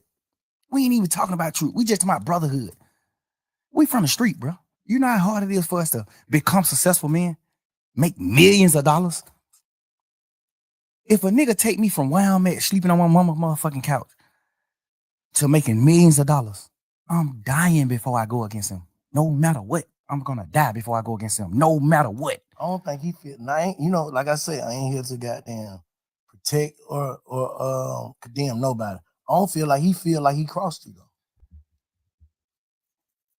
Me personally, as a man, me knowing him, he's smarter than he looked. Gunner's a smart man. He let his silence make you think other things about him. He's a smart man. He's strategic. I taught him how to be. The thing about it is, when it come down to being real, the strategicness go away from me when it come to being a man, like standing on man business, a man. I know how to be strategic, but I forget to be strategic when it come to that. I'm gonna say the truth. I'm gonna pour it out what it's supposed to be. Life to him is just all about being strategic. It ain't about nothing about being a real man or like coming to grips with what's going on or just like knowing like I did that. You know what I'm saying? It's gonna always be some strategic shit behind it. So like, it just came out the blue. You know, usually when niggas, if you the nigga you describing, you would have been saw that though. So you saying this just came out the blue with that case? Or? Nah, but the crazy part is, bro, he done already did some shit that's a violation. What? Don't nobody really know about it, but me and goddamn Cash, XO, my brother. He already done did some shit that was a violation that I supposed to cut him off for. He already done did some shit where I was supposed to cut him off for. I just found a new way to love him. And I try to be how y'all live. I try to look at him from a different light and be like, maybe he ain't understand. Maybe he ain't know. I know he knew though. Maybe he ain't know. The only reason why I knew he knew is because he denied it. Instead of saying, damn, I ain't even know. A nigga that don't know gonna say, damn, I ain't even know that. A nigga that know what he doing, what he gonna say? Hell no. I denied it. Like, hell no, right? Hell no. Like, that's just how the circle of life. That's how I go. You gotta understand, bro. I had a man with me every day since late 2015. I had a man with me every day, bro. I made that man I made him a millionaire. Like, I bought his first apartment that he lived in. I bought it with my money. I made him put his money up. Keep your money. I bought it with my money because I had a little extras. I bought that shit. I went half and half with you to buy your mama house. Your mama first house, get her out of the hood. I did that. Me. I told you to go down there to the country town and get your daddy, no matter what your the differences is with your daddy. I told you that. I know for a fact, me personally, I know your dad don't look at you like a real nigga. I know that. This is my man's. Your dad is my OG. He don't look at you like that. I made you go get your dad. I made you reunite with your family and do the right thing. I just poured my all into him, bro. I gave this nigga more time than my children, bro. I gave him more time than my kids. I gave him more time than my old lady. Like, I poured my life into these people, bro. Like, every second.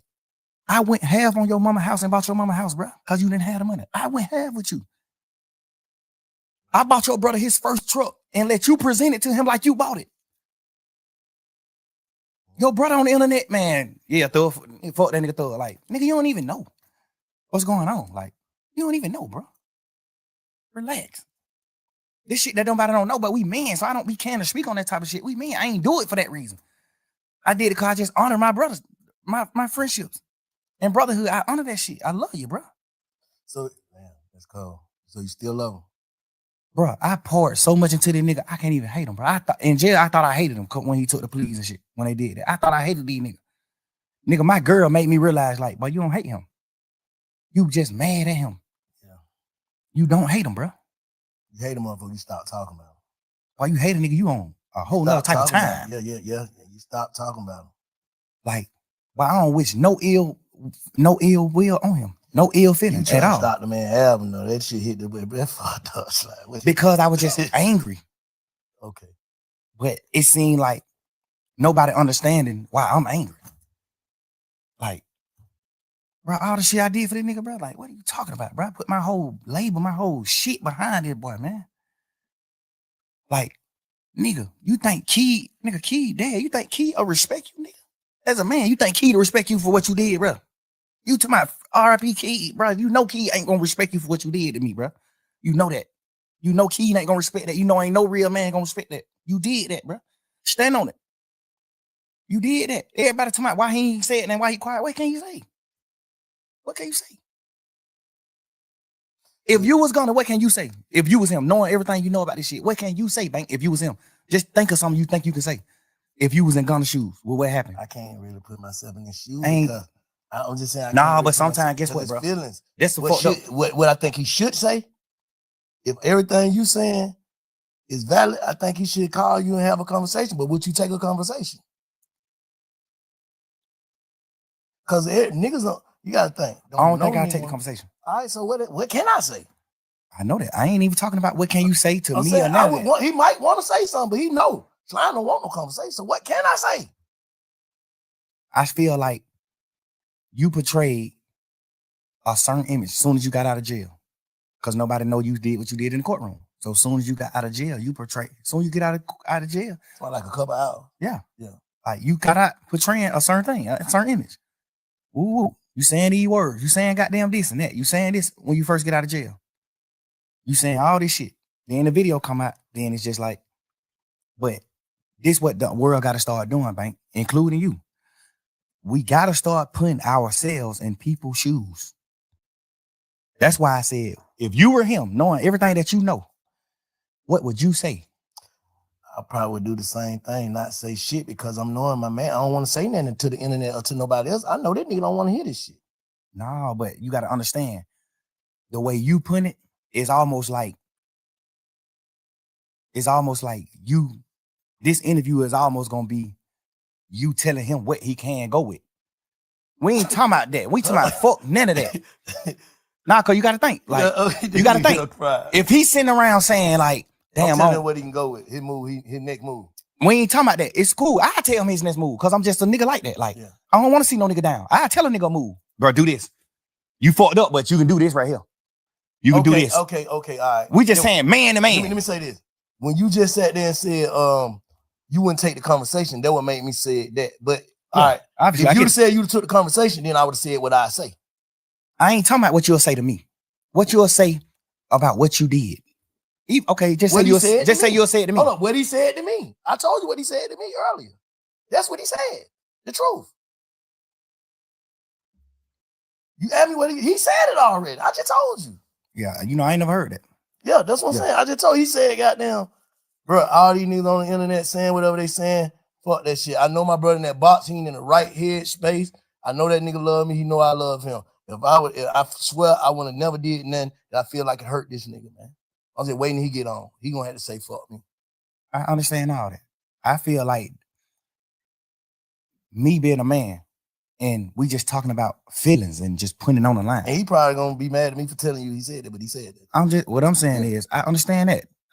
I would think that he would say something like that. Obviously, if you did some bullshit to your big brother, that's one of the things you can say. Right, but I got damn, but these folk did it. These folk tricked me. You know what I'm saying? That's something you can say. That's any nigga. If you would have did what's wrong, if you would have did what Gunna did, you would have said the exact same thing. Bro, they my brother, bro. Like, bro, I'm just Wayne goddamn, but these folk tricked me. We ain't talking about none of that bullshit, none of that cap. We talking about man to man. Why did you do what you did? Cause I'm here. You want to go home? Cause I'm here right now in this interview telling you why I did what I did. Cause I'm a man, nigga. If I'm wrong, I'm wrong. If I'm right, I'm right. I'm standing on business as a man, nigga. I'm speaking what I did.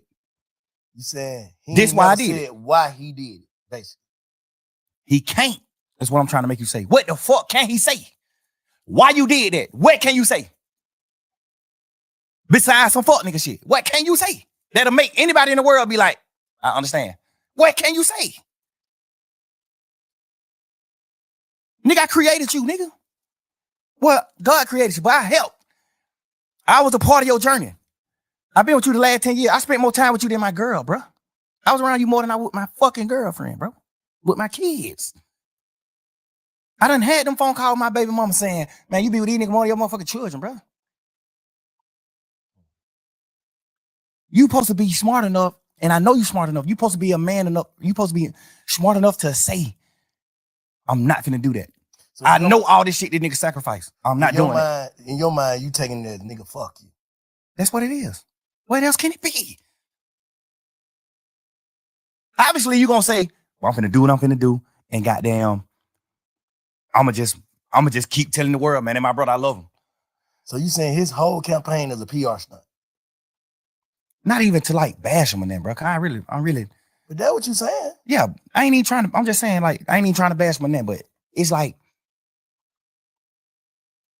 you can't say nothing to make a man or what we identify as a man, a real nigga that stand on morals and principles. It ain't nothing you can say, but the victim, like, bro, the folk tricked me. Well, I got down. They're my brother, no matter what.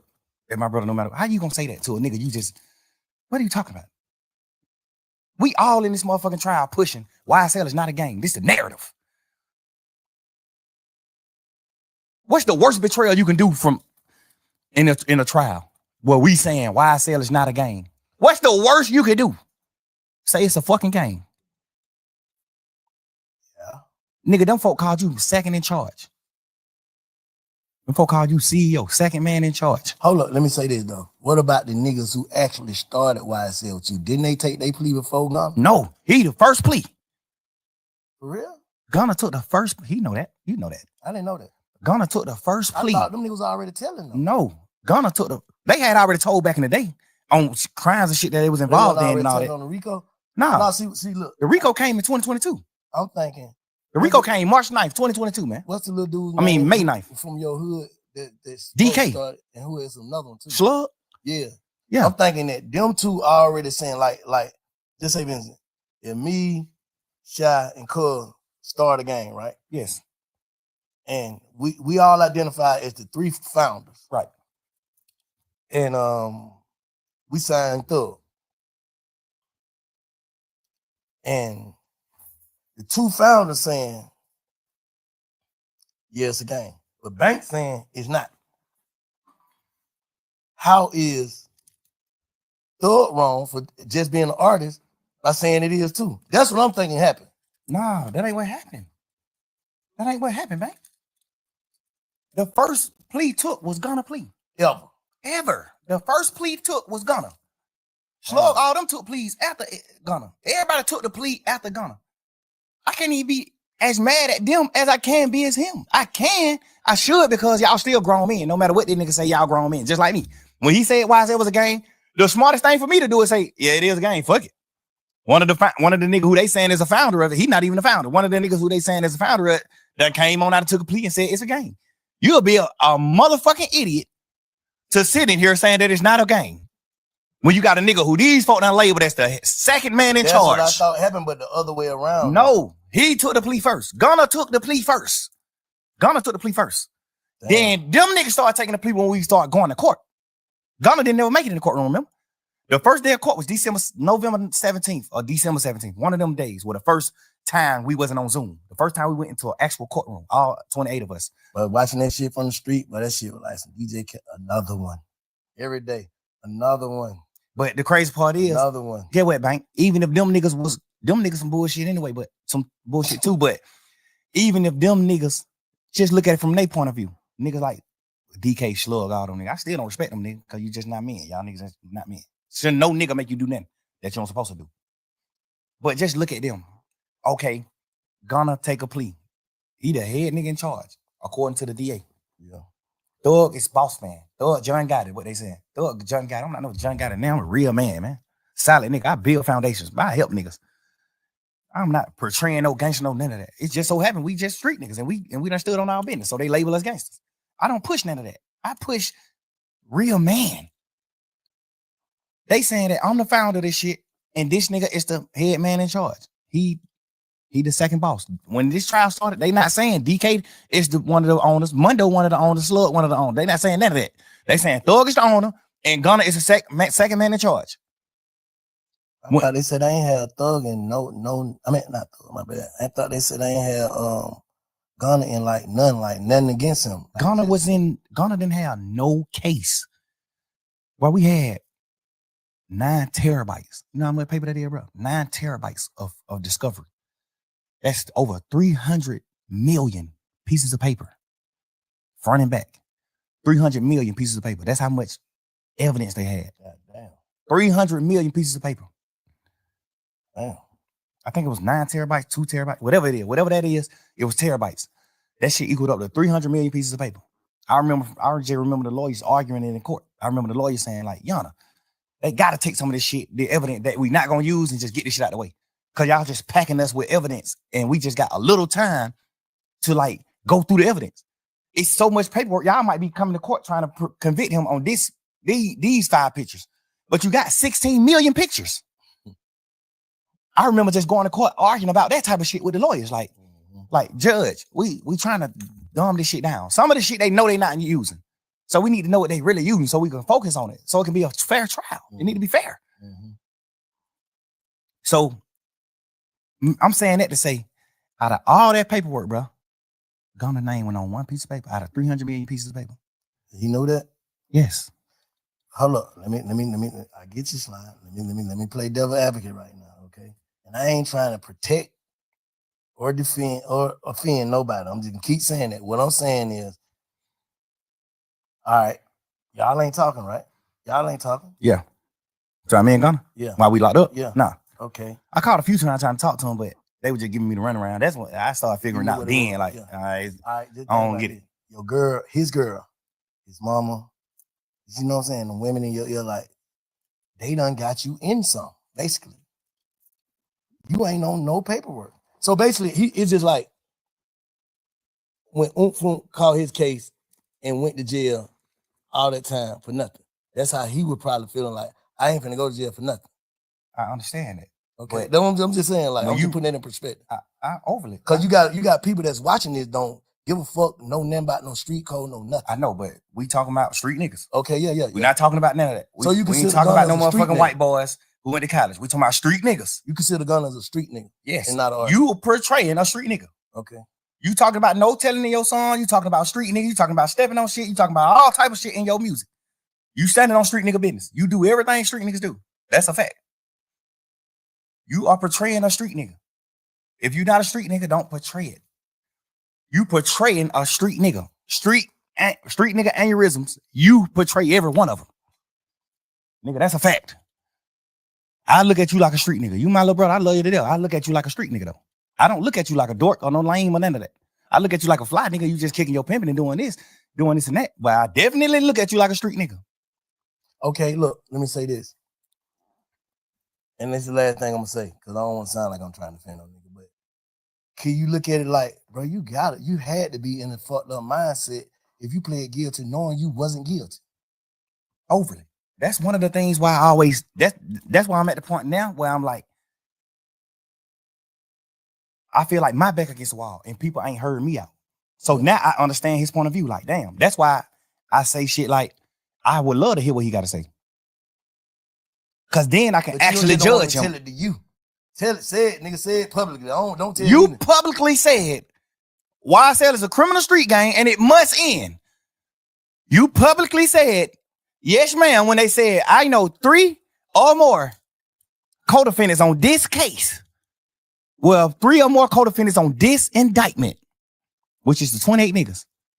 I know 3 or more niggas that committed these crimes: murder, attempted murder, aggravated assault, damage to property, shooting at houses, petty car thefts, armed robberies. You said, I know 3 or more people on this indictment that has committed these crimes publicly. They asked you that in the courtroom. You said, yes, ma'am. First of all, you don't know nobody on this case. All 28 niggas, they from John Burr South, Cleveland Avenue, and other places like that. He from the South Side. He don't know nobody on this case. Guess what's so weird? Out of all 28 people on this case, all you know is 3 niggas. Me, Gunna, and Duke. That's the only niggas you know on this case, Gunna. So when you said, yes, I know 3 or more niggas that committed these crimes, who the fuck is you talking about? Me, Gunna, and Duke? Because we the only niggas you know anyway. I know you could have been talking about anybody. It's cool. But just so happen how the dice roll, you don't know nothing but 3 niggas. So who the fuck you could? Like, if he would have went to trial, the state, if his shit was getting used in trial, which it was, unless I got out the case, his plea agreement was gonna get used in trial. I know they saying like, oh, he ain't had to get. I thought an effort plea don't mean that. Yes, he had to get on. He ain't had to get on the stand. You know, they pushing all those narratives. He ain't had to get on the stand. He wasn't gonna testify against nobody. Yes, he was. If you look at the end of his plea, that shit say this plea agreement could be presented in trial, and if any questions come up about this plea, however they wrote it, if anything come about this plea, you must come testify truthfully about what you said in this plea. No. Nigga, look, every one of they plea said that, except mine. Every plea said that except mine. In Lil 9. Every one of them niggas who took a plea in the beginning of their trial, plea said that. Duke plea said the same thing. Oh, you ain't got to get on the stand. Duke had to get on the stand. The week the case was over with, Duke was getting on the stand that week. The week all us went on and took our pleas at the end of the trial. Duke was getting on the stand that week. Duke was outside the courtroom, sitting on the bench, waiting to get called in to get on the stand. So how Duke did what right then? Because he didn't say why I said it was a game. He only said, when y'all put Duke on the stand, Duke can't send nobody to prison. Duke plea only saying that a nigga told on him. Okay, I'm right. Well, nobody on that case but Duke and Yak. Yeah. Only thing Duke plea said was, this nigga Yak told on me. And I'm just agreeing to it. Because if I don't agree, I'm gonna have to go to trial and Yak gonna get on the stand on me. So he gotta take the plea. Mm-hmm. The thing I don't respect about Yak is, before we knew Yak told, when Duke took the plea, I was pushing the narrative like, that fuck nigga Duke did what wrong. Like, damn, but my best friend? Why Duke you do that? I'm pushing that shit every day in trial, every day. Yak sitting right here with me, bro, every day. Yak, my little brother, I love this nigga to death, bro. I got this nigga on my house. The house this nigga mama living in right now, I paid for this house. Bro, you sitting right here with me every day, bro, face to face in this trial. Me, you, and Shannon, the last 3 niggas on this trial. And Lil Quay them, I mean. Me, you, Shannon, Lil Quay, and Lil Rod. We done got down to 5 deep, 6 deep. You know how we is in this motherfucker. Man, back against the wall. Fuck that, nigga, we rocking. Fuck these niggas. These niggas left, we gone. Fuck that. We rocking. You sitting in this motherfucker every day with me, 2 years straight after them folk took their plea. And you let me paint this narrative to you, Shannon, and you agreeing with the narrative that Duke told on you. We sitting back in the back of this courtroom when we on trial every day. I'm coming back in the courtroom. We coming back from in the courtroom. When we leave out the courtroom, we go in these little cells behind the courtroom. Mm-hmm. We sitting in these cells. I'm in these cells. We just talking like men, like brothers. Damn, boy, that nigga Duke, bro, I can't believe Duke, bro. I kind of can get it with Yak. I mean, with Gunna, cause he done betrayed me before. So I kind of get he'll betray me. But I'm looking at Duke, like, Duke my best friend. Duke been with me the last 20 years. Like, you my best friend. I'm from John Burr South, you from John Burr Road. Duke my mans. Duke name tattooed on me. Duke my mans. Gunna too, Yak too. These my boy. Like, these my boys. You sitting in this motherfucker every day. And we in this cell crying to each other and talking like, damn, boy, these nigga really betrayed her. These nigga left her, bro. This nigga Duke now fucking. Cause Duke plea sound crazy. Duke plea saying, yes, I got jumped on that Magic City. Yes, me and Yak went to go retaliate and commit murder on the opposites. Yes. So Yak sitting on the trial with me.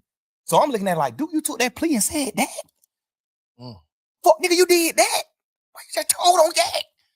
I'm sitting in this motherfucker every day with Yak. Every day. I'm sitting in this motherfucker with Yak every day. I'm like, what damn, this fuck nigga Duke just cross you like that, bro. This nigga Duke just got you sent to prison, bro. You going to prison yet? But Duke just got you sent to prison, bro. Damn, Duke. This fuck nigga sitting in here with me every day saying, man, fuck that nigga. Man, fuck them nigga, bro. We gotta goddamn, when we get out of this shit, we make it out of this situation, bro. We gotta go forward, and it's just us. We ain't hang with none of these niggas. We ain't fuck with these niggas. Fuck these niggas. Bro, these niggas told on me, bro. These nigga did that, bro. Damn. Every day. We did this shit every day for about just under 2 years, bro. We was on trial every day. The whole time, when them niggas took the plea, the whole time from that day forward, we just sit in this motherfucking cell just going through it every day. Like, damn, but these nigga did that. Knowing damn well the whole time you told on Duke, bro. Duke took the plea because you told on him. And if Duke didn't take the plea, you would have had to get on the stand on Duke because that was your plea agreement. Your plea agreement was if Duke go to trial, you got to get on the stand and testify that you and Duke was going to go kill these niggas because they jumped on Duke. You got to get on the stand and say that because you said that in your plea, sir. If you get on the stand and you say something different than that, they're going to treat you like Moontoon. You going to prison. You got to get on. That's why Moontoon went to prison. Yeah, because he said this in his plea agreement. Yes, Thor, when Nut died, we pulled up on Thor. He gave us some money to lay low. We did this and did that. He said it in the plea. But one thing I do respect about Moontoon is when he was doing his plea, you know, you negotiating back and forth with the state. So when Moontoon was doing his plea, he was telling them to take that out. Like, hell no, that ain't what happened. When Nut got killed, we didn't pull up at Thor condo and he gave us some money to lay low. That ain't what happened. Thor didn't pay us to kill Nut. No, he was saying take all that shit out the plea. Like, hell no. But the state tricked him like, we ain't taking it out the plea, but you can agree to it now. And when you get on the stand, you can speak your truth. So he like, y'all sure? Because he know if I get on the stand and say something opposite of what I saying in this, I can go to jail. So are y'all sure that I ain't gonna go to jail if I get on the stand and speak my truth? They just wrapped him in the bag. They just wrapped him up like a gift. Yeah. You can get on this stand and say whatever you gotta say, but you gotta say this in this plea. So that's why he was on the stand. That's why Moontoon was like, nah, like that's why the judge was like, so when you said this in this plea, you saying that ain't really what happened. And Moontoon was like, nah, that ain't really what happened. And I told them that they need to change this in my plea, but they said they can't change it in the plea. I gotta just say it when I'm on the stand. So how would it goddamn be able to do what he did? Like go up there and just like, because he told in the beginning. So all his telling led to him not being on the indictment. All his telling led to him not being in trouble with us. He not on the case. When the case started, it was 28 of us. Woody went down one of them.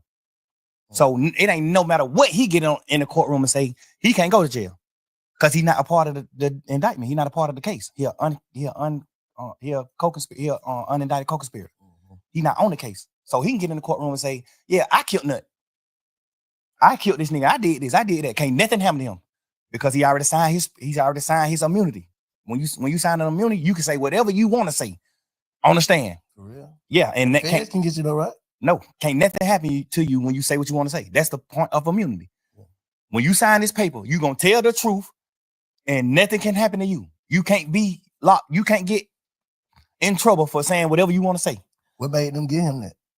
Because they thought he was gonna get on the stand and say what he said in his interviews. Okay. They thought he was gonna get on the stand and say, yeah, shit. So they banking the whole case on Woody. Yeah, he was the lead. He was the lead. Them folk was in shambles when that nigga acting like he wasn't gonna testify. Remember the first time he got in there on the stand, he like, goddamn, man, I ain't testifying. The judge like, you sure? He like, yeah, I ain't testifying. Take me to jail. I sit in jail. But when they order you to get on the stand and you don't get on the stand, it's two things can happen. You can get locked up until the judge want to let you out. You can get locked up for 21 days, or you can get locked up for the duration of the trial. Whatever trial you involved in, you can get locked up. So normally trials be 5 days. So if a nigga get on the stand in a normal trial and don't agree, he'll go to jail for 5 days because you got to get out of jail once the trial is over. Mm-hmm. But this case, he wanted to do it. 2-3 years. Right. He like, but this shit gonna be another 2 years. I got to sit in jail 2 years. He wanted to do it. He wanted to be like, man, I ain't doing it. That's why the first time he came in, he like, man, I ain't testifying. Fuck that. I ain't testifying. I lied. So he got locked up. Remember, he was locked up for like 4-5 days. I ain't never really heard you say no bullshit about Woody. Nah, because not even to speak on like a certain community, Woody like take medicine. Woody like, you know what I'm saying? He throw it off a little bit. He off a little bit. So I always look at anything he do like a kid, like my son. Like he don't got the functioning brain that we got. Woody take real medicine. So I ain't even Sound like he got a lot of sense to me. Yeah, but that just come with like you just learning what to say when you're going through life. You just learning things when you're going through life. You know what I'm saying? I told Woody. The craziest niggas in the world are always the ones who you think got the sense. Like, but that nigga ain't crazy. Man, that nigga take real medicine. told that He nigga, overly did what's wrong. Though. definitely don't respect what he did, but I respect what he doing. Though you can tell he different. That's what I respect. Like Yeah, you can I tell don't that even he be just- I don't even be judging at him because like I be seeing him doing his little shit on the internet where he's just like talking to kids or he just trying to do things. He go to the college He's try to talk trying. he just trying. Like Yeah. I don't respect what he niggas did- like yeah, right. go I ahead, don't respect certain niggas because you'll get out of jail and still be doing the same thing. That's why I say if you tell just go on and make you some gospel music, go on and do just get out the way. That's what keep you away. That's what keep you away from certain shit. Just get out the way, bro. I don't respect no rat, but I respect if you tell you can't portray no street nigga, you got to get out of it. You got to get out the way. Once you do that, Yeah, I agree with that. you're not running around acting like no gangster. You're not doing none of that no more. You ain't doing none of that. All that shit is dead, man. You told it's dead. I think he for real about trying to change it. I understand But it. it's just like I think so too. Cause he crazy enough to the point where he don't got to change and he still won't be at fault because he really crazy. He really throw it off. But the fact that you crazy and you still trying to change, it's like I say less. why you let Roscoe get on there and stir that pot though? You got to think, bro. I can't talk to certain niggas, but it's just like with Roscoe, that's my man. He just love me. You know how that shit go. Like he love all us. Everybody who's on this shit, he love all them niggas. He just upset too. He just mad. He love all these niggas, bro. He just the same way I was in that interrogation room trying my best to get him out of trouble or trying my best to paint a picture of him. Like, man, hell no, shout out real. Shout ain't do that. Yeah. He just doing the same shit on the internet with me. Like, he just looking there, he know me. He like, man, hell no, shout ain't none of that. Shout ain't no rat. Shout a man. Shout a gangster. I'm telling you, he ain't no rat. He a man. Not even a gangster. Shout a man. I respect it. It's just the same shit I was trying to do with him in the interrogation room. He just doing the same thing with me. Like, he just trying to take off for me. You know, that's just how I go, bro. When you're a man in the real heart, bro, with a real heart, bro, you standing on real business and everything just ain't a chess move to you, bro. You gonna have faults. You gonna have hiccups. You gonna have certain shit because you just a real person. I just don't like to see the city in the climate that it's in. It's like too divided, bro. And then they trying to say like you the head leader of dividing the whole city. Like all your beefs divide this shit. This nigga thug, this. See, Like how you speak on that? see, the thing that made me not say nothing else to Rollo is because when I first got locked up, the narrative that the DA was pushing was he divided the city. He made all these people beef, which is a complete lie. I made niggas get together. I stopped a lot of beef. I stopped a lot of niggas from getting in beef. I only had one beef my whole life. And it wasn't even my fault. I stopped a lot of niggas from beefing. I got Wham and Savage on the phone to stop whatever could have happened with them. I got niggas on the phone. Hey, bro, we brothers. Fuck that. We ain't talking about no internet shit and what's going on in the world. We talking about real life, nigga. Both of them can get on your motherfucking platform and say the same thing. Yes. That nigga got both of us on the phone and told us, man, y'all nigga acting like fuck nigga, bro. We ain't beefing, bro. This Atlanta, bro. Everybody in this rap game, everybody in the industry all over the world look at Atlanta like the hometown of niggas who stick together. So that's what I'm on. Everybody. Ask Wham. Ask Savage. I got them on the phone to start their beef. And other niggas. I got a lot of niggas on the phone to talk about a lot of shit. I got goddamn Lil Key and Ola Runt on the phone. Hey, bro. Me and Goo out motherfucking big homies in this shit, man. In this rap game, man. We real niggas, man. We big homies of the rap community. Mm-hmm. Like, we ain't doing that. Ola Runt, you up on the Gucci, Key, you up on the me. Y'all nigga, we ain't doing that beef shit. No. Mm-hmm. When 9 Vicious and Uzi Vert, like they finna get into it, hey man, y'all nigga call me. We ain't doing it.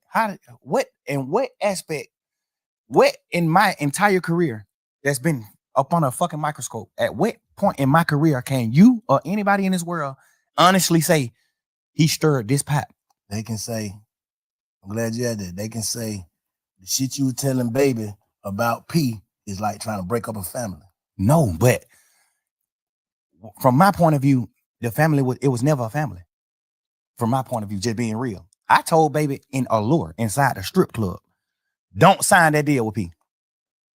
After I told P to sign them, because I thought people just gonna do the right thing. When I told P to sign Lil Baby, I ended up finding out all the shit about the Migos, what he did with the Migos and shit, like the ownership and all that shit. I found out all that. Then I tell Wham, like, hell no, don't sign with P. Hell no. Hell no, don't sign with him. Inside the club, nigga, in the strip club, where we in this motherfucker probably throwing ones and looking at females. I'm in this motherfucker having a heart-to-heart with Wham, my little brother. Hey, hell no, don't sign with him. Hell no. Not even saying P no bad nigga or none of that, but it's just like he ain't my type of man. What I view as a man, he got some aspects that I view as a man.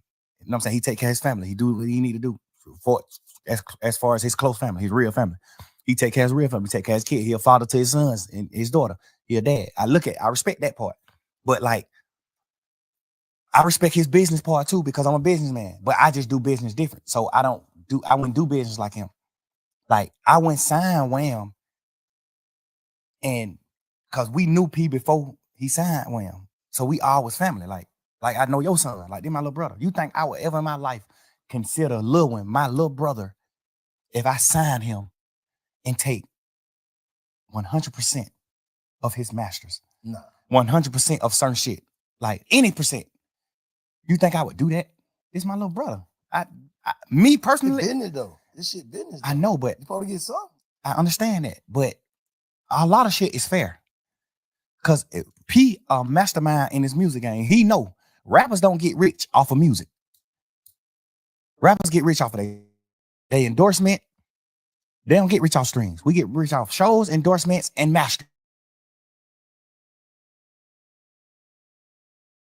The master money. Nigga like Swiss Beat, Missy Elliott, Timbaland. They got rich at an older age. They got rich off of their masters. They was able to sell their masters. You see what I'm saying? And get a bankroll. We know that. P know that. But we watch P pouring the baby like a motherfucker. No, he didn't. Because you got to understand, Wham took off as soon as he started. He ain't even get a chance to spend no real money on baby. Wham took off top his first song. The first song he put out was Trippin'. Like the third song. Then we had that cause me and Wayne went on tour. That nigga left them. We was on a little tour, a little run. Yeah, but he was already doing freestyle. Yeah, he did that. What the name of that song was? Not for my dog. Freestyle. Anything is an option. Money is an option. Shit. Yeah. And then that shit with Marlo. And then that goddamn what's the name? But freestyle was out when all that was out. Freestyle was out too. Freestyle was just his biggest song at that point. It was? Yeah, all that shit came out around the same time. All that shit probably came out the same year. I'm saying that to say he didn't have to spend money on Wham. He spent money on Wham just so he can have leverage to take a certain part of the cake and say, I spent money. He didn't have, I'm a businessman. I'm telling you, bro. Man to man. I tell P to his face, just man to man. No problem with you, no ill feeling, no nothing. I just tell you man to man, face to face. You didn't have to spend no money on Wham. I spent a lot of money on Gunna because it took Gunna a few years to blow. I put that nigga on song. Me, Travis Scott, and Gucci, all type of shit. Gucci them on the phone like, who the hell, bro? I'm like, they Gunna, they my new artist. I'm got them. Travis Scott, these folk don't know who this nigga is. They don't know him. Like, I put a lot of push behind it. It took him 4-5 years to blow. Wham blew first year rapping. How did you spend any money? I know the real business. I ain't going about for what, because you got to understand, most of us just regular street niggas. So we looking at it like, damn, but he nigga going back to back road rest, but he nigga doing it. Man, that shit $3,500 a day, man. That's it, $3,500. You done made 50 million off of Migos and Wham. Of course you supposed to buy Wham a Rolls Royce truck. It's his money. Of course. I bought Gunna a Rolls Royce truck off of my money. Not no money I made off him. I ain't never make $1 off Gunna. Ask him. Never. This my little brother. And I spent millions on the nigga. We just was still getting money. I'm still getting money. So I ain't never tripping. I ain't never get to the point where I was like, damn, I need the money. I was just still getting money. God was just still blessing me with money. So I ain't even never have a chance to be fucked up and try to get some money from Gunna. I never did that. I always helped him. He always fucked his money up and had to come to me to get money. Always. I never made $1 off of this nigga, bro. And in my paperwork, I don't even remember my deal with him. I think my deal say something like 50% master, 50% of all money that come in, all revenue. My deal with Gunna. I probably got 50% of everything that ever came out. Because I had a bullshit manager at the time. I had a fucked up manager at the time when I created my my label. So my manager was one of them type of niggas like P, like money hungry motherfucker, like the nigga Manny, the nigga from New York. He was one of them niggas that was just like a money hungry nigga, which not bad. I respect him. He made me a lot of money too, but he the one who structured my deals, like my paperwork. When you sign with me, he the one who structured the shit. So I signed Gunna back then when my label was under his structure. When my, That's just your way of doing business, because you doing business out your heart. Other niggas doing business. I understand that. I That's ain't what I'm tripping. saying. Like that's I ain't tripping different, on the right? business. He signed Migos from Gucci. That's business. You don't know them none of that. You and Wham, big homie, is best friends. Wham is your little brother. Before Wham was rapping, Wham, little bro, like been coming around you, been doing certain shit, been at your studio, been doing shit, just gambling before he was rapping. Like this real family, this little bro. I'm telling you, him and Wham was like brothers. All us was brothers. Well, me and Wham was brother and P and Wham was brother. You know what I'm saying? I never really looked at P like a brother. I always looked at him like a businessman. Like, what's up, my boy? Like, you know what I'm saying? I ain't never look at him like family. Cause we in business. We damn near competition. Not to me, cause I fuck with your artists. I did songs with Migos when I was lit and they won. I did song with Wham before he made music. I paid for Wham first studio session, not no fucking P. I paid for that. I paid for his first song. I did the first feature with him, me, when he was just a regular young street nigga gambling. I seen that. I'm telling you, this all facts. This ain't nothing P can get on here and twist and lie and say. This ain't nothing Wham can say, lie and say. This is all facts. You didn't have to spend no money on Wham. You didn't. You didn't have to spend no money, bro. Just me knowing the business. Me being a boss man, a CEO in this business. You ain't have to spend no money on him. He blew too fast. If anything, you probably spent goddamn $500,000. And that was just because you wanted to. Not because you was trying to make him blow. That young nigga blew up so motherfucking fast, bro. You ain't even have time to spend no money. That nigga was doing show. That nigga was, bro. Nigga, I've been rapping since 2006, self. Little boy. I blew up 2015. We spent a lot of this shit trying to blow. Wham blew up first year rapping. At what point could you spend money? How? I don't know their business. So I'm just saying. Telling it to me. I ain't even saying they business. I'm just saying I like I don't know that business. I don't know the like, musical business. I know it. Yeah. I'm a CEO. He ain't had to spend no money on Wham. He spent money on Wham, but I feel like he did it strategically. I feel like he did it so niggas like you and niggas like us, that's real, that's regular niggas, that street niggas, can feel like shout it, hell, young niggas blow. Yeah, because he already had a label, already had a machine. So it's like, damn, they just put Shout the machine, he blew up. But you really, we can say he blew up fast because he had the machine too off the rip. I think he had the street machine before that. I think most definitely he did have that. I'm telling you, that nigga been getting 10,000, 15,000 likes on his picture when he was a regular person. Yeah, no, I agree with that. Yeah, I be wanting to give P the cookie because I respect some of the business he do, some of the shit he did. I respect it. I be wanting to give him the cookie, but I'm just a man, bro. I'm a real nigga. Think P love Wham. No, I ain't saying he don't. Yeah. No, I ain't saying that he don't. I'm just putting that out there because I know like this shit crazy. I just fuck all that. How do we get the city back to? I feel like the best time I say y'all nigga had, man, when goddamn, because by the time y'all nigga really hit that summer, it was goddamn you, Rudy, Prom, goddamn Baby, goddamn who else with y'all? It was just like it was looking like Atlanta. Remember what that video was? ATL. They sent me the song to get on the song. ATL song with Marlo and goddamn Wham. That shit was looking like, yeah, these young niggas got it. They got the city. They got it. Like, because that was right after who had it? Future. Let's say Future. And your era, Future, you, Rich Homie, all that. But it was like you were bringing, because you right there with them young niggas. Like, I'm bringing a new era. That's the Baby, the goddamn Marlo, the Rollo, just all that Problem Child. Everybody like, fuck that.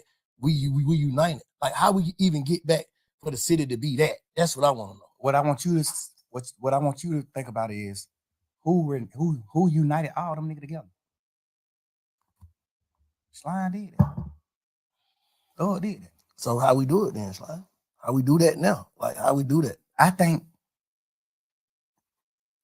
at least to the point where it don't be no bullshit. Because all this shit is going on, all this talking ain't gonna do nothing but build egos. Niggas will bump into each other. Hey man, you gotta stand on that ego. That's why you ain't gonna never see me condemn a nigga on these podcasts, bro, because I already know how this shit go. Niggas ready to go out bad behind their ego and their name. So nigga, when I first came to shit, I fuck these niggas. These niggas don't want to do nothing. You know what I'm saying? But now it's like, I ain't on that, bro. I'm trying to, cause I already know, bro. It's like, how the hell y'all nigga beat these folk and think these folk happy y'all beat them? I know they ain't, bro. That's what I'm saying. Whoever, the energy, whatever, nobody, like, you can't bring the energy back, bro. Niggas can't do that shit. Niggas ass going. Like, when that boy fell out that motorcycle, they put the young nigga Woody. When he fell out the motorcycle, they just put out the what's name at first, him laying on the ground. I prayed for that young nigga, like, man, I hope he ain't got shot. I hope he all right. Hope ain't nobody shot this boy. Because it finna be some, man, niggas going to jail for good. Facts. For good. Like, fuck all that. Ain't finna be no more of that maybe shit. And it gonna be them other people. Federales. Yeah, so what the fuck? I know niggas, man. I don't know, man. I don't know if niggas. I'm too old, bro. I'm 47. I can't go sit in that motherfucker. So I be trying to tell these niggas, God like, damn, you 47? yeah. Yeah. You know, I'm just saying, bro. I ain't trying. Now I listen. learned my lesson. Bro, I was at the thing I don't like about what Rollo said is, why is you painting that picture knowing that I'm the reason a lot of niggas cool with each other? And the DA just painted the same picture. That's police shit to me, bro. You can't get on the internet and say, fuck nigga, you really divided the city. How? How the hell did I divide the city? I brought the city together. I was at odds with Lucha. Ask Niggas Lucha had this. to pick sides, though. No. Yeah, for sure. Niggas Of had to course. pick sides, so that's dividing, though. No. Because if a nigga don't fuck with you, niggas ain't fuck with you. No, that's not divine, bro, because you got to know you got to know the background. You got to know what's happening behind the media. You got to have when me and Lucha was at odds and in the hype in the hype of the beef. Ask Lucha what I did with him at the hype of it. Bro, this shit ain't got nothing to do with me or you. Let's make a song. I don't want no smoke with you, bro. I tweeted it. Go on Twitter. It's on my Twitter still.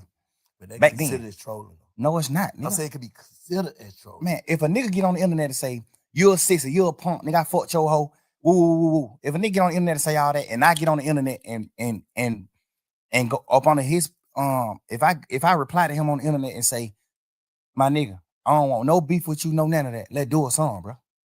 That's not trolling. I'm saying, And I ain't saying it was trolling. I'm saying it can be considered that. It can be considered as Yeah, trolling. but ask Lucha yourself, and I bet you he gonna say it wasn't trolling.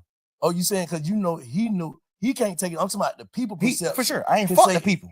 We talking about us, real You life. saying he know, like, you already had them reached out to him before you even put that up. And- You said to him and in public. I said in public, at the hype of it. I'm not known for that. Thug known for standing his ground. A nigga say something about, man, nigga, fuck you, what? I'm on that. You know I'm on that. What? I'm not known for that. Nigga, I stopped from doing that and said, bro, let's do a song. I did him on Instagram too. We did him on Instagram. I'm like, lame man, nigga, let's do a song. I don't want no beef with you, bro. It's gonna doing the song, it's gonna be bigger than beefing. I'm telling you. I could bring you up to my level. I'm telling you. I DM him this. But you know, we in the hype of the beef. But don't nobody know that though. I know that, but I don't care to express it neither, because I'm a real man and I don't do shit for certain reasons. I do it because what I feel. Like this me. You know what I'm saying? Know what I'm saying? Now we get to the point where I'm doing the interview with you. Now I'm telling the world, like, That's what I'm saying. I'm making a point when you said how could Rollo do that. I'm showing you how he could feel no, like because I done had conversation with him too. Oh. I done had conversation with Rollo too many times before he read it. I done had too many conversations with this boy. I wasn't even tripping on him writing because it don't got nothing to do with me. I'm mad that you did what wrong, cause I looked at you like a real nigga. But it don't got nothing to do with me, so I ain't tripping. I ain't gonna fuck with you, but that don't got nothing to do with me, so I ain't tripping. You see what I'm saying? But a nigga came out, the same nigga who said that, like how what's his name did. He said that, man, such ain't tell on me. That's what Roscoe said, right? Yeah. Lean and Listerine. Yeah. That Roscoe said. The nigga Sean, who nigga saying told on Rollo, came and said the same shit. Like, bro, they must trying to put some shit together, bro. But basically, you ain't tell on me. So, But How nah, that that ain't basically, he ain't telling me. what he saying? He didn't tell Rollo. If I say- why would he be on the phone with this nigga? This nigga got a dog food cake. Why would he be on the phone with Rollo? I'm just asking. I'm playing double. Why would he be on the phone with Rollo acting like, nigga, you ain't telling me? Nigga, you can't call me if you told on me. This the difference. You got a man who ain't really got nothing going on in the world. So he damn near gotta go for certain shit. He damn near, cause shit, Rollo is the nigga in they hood. He the nigga who getting the money he getting in they hood. He damn near gotta take care of you, even though you locked up for some shit that could possibly have something to do with him or some shit like that. He the nigga in, like you damn near got to just go with him. You don't got no other help. That's number one. But You- that ain't facts though. That could be. I'm just saying that could be Could be okay. when it comes to certain niggas. Okay, yeah. Like, and then we gonna speak on the real facts. We ain't gonna speak on what some could be. The real facts is you have paperwork where you're saying, yes, he said this. Yes, he said this. Yes, he do this. Yes, you got paperwork Where on that you. paperwork at though? He got a big ass book. That ain't in that book. Bro, What the paperwork at? bro, that nigga done got so much shit sealed. And listen, bro, I don't even care to do all this type of shit in the interview. We All right, just well, we can fast forward then. We can man fast to forward. man. Yeah. Rollo, I don't even give a fuck about who he told on. I know 100% he was gonna take the stand on me and Lucha. I know, nigga, that's a fact. On my freedom. On my freedom. That's a fact right here. On my freedom. Fact. He agreed to get on the stand on my case. Say what though? Whatever he knew about me and Lucha beef, if he knew something. He ain't know that. He was in jail then that whole time we beefing. You just squealing, bro. You just in there, bitch. You just trying to get out of jail. You locked up for some punk ass, pet ass weed. Nigga, sit down. Sit down. Like, you did all this extra shit, all this extra talk, bruh. I know for a fact you are gonna take the stand on my case and Lucci case. All right, we finna fast forward this shit. How do we stop giving a fuck about what goes on in the real street? Niggas is millionaires now, bro. Like, how do we stop giving a fuck about this street shit? That's all I'm saying. Like, I think we gotta it's better than a nigga, but how do we stop giving a fuck? Because to some people, the shit we talking about is ignorant. To some people, yeah. To some people, but not where we from. We try to uphold some shit though. Ain't even about upholding. It's about manhood, bro. We men, bro. We ain't gonna do that. No, bro. I'm asking. No, We I'm men. just, but I'm still having a conversation with you though. Fuck. Like, I don't get that. We make $1 trillion. But still, though, it's still. Would you look at Elon Musk like, but you ain't? If Elon Musk fuck a young girl, is you gonna look at it like, man, that nigga goddamn, that nigga made billions of dollars, but that nigga he didn't mind the whole nother place. No, nigga, right is right, wrong is wrong. I don't give a fuck what you made. Right is right, wrong is wrong. Bro, I'm trying to be rational, make some rational about this shit. Bro, I swear to God, bro. Like, I don't got no problem with Rollo. I'm one of the first niggas in the city that did any type of fucking with Rollo. Me and Rollo had real smoke. I got on the phone with Rollo when he was in jail, like, hey, what's up, nigga? You good? I'm praying you get out, bro. Woo. Nigga, you get out, push up on me. Like, I'm all for helping somebody, bro. I'm telling you, bro. This how I get. What make me happy. Helping a nigga is what make me happy. Not even getting millions. But y'all nigga leading the game though, bro. Like, we what? Leading the game. Like, you one of the biggest niggas in the game, bro. I understand. So it's like you gotta kind of set a precedent for the young niggas. You know what I'm saying? Like, all right, cool. That cool. That what we know, bro. All this shit you talking about come from trauma. You saying it, man, but it come from trauma. You just said you was just a kid, didn't know nothing till your brother got killed. That shit fucked you up in front of your face. Like, damn. Fuck that. Then murder came to your mind. Then this shit came to your mind. Then the way a nigga living, all this shit. That shit is untreated, some untreated shit, bro. The way a nigga think is untreated, dog. That's all I'm saying. I ain't saying that a nigga, nobody wrong, nobody no fuck nigga. Everything that we all went through and going through is a trick bag. I'm already knowing that. That's why I don't go against niggas. I don't go against niggas, bro. I try my best to put my best foot forward, bro. I always do, bro. You know how much shit I could talk to you about right now, bro? And you gonna say, damn, but these niggas is fuck niggas. I don't care to talk about that shit because we just move forward. I'm happy as fuck. I'm running around living my life. Well, I think I'm happy. I'm running around living my life, bro. Happy, bro. I'm doing what I'm doing. You got everything you want, but you ain't happy, bro. Because a happy nigga don't even give, like, you passionate about this shit you talking about, bro. And you so far removed from it. Not to say a nigga supposed to turn into something else. Like, bro, I'm out the game, no scrape, no scars, but I'm still bank. But I'm something else. Yeah, but you got to think with. You can't even entertain it, bro.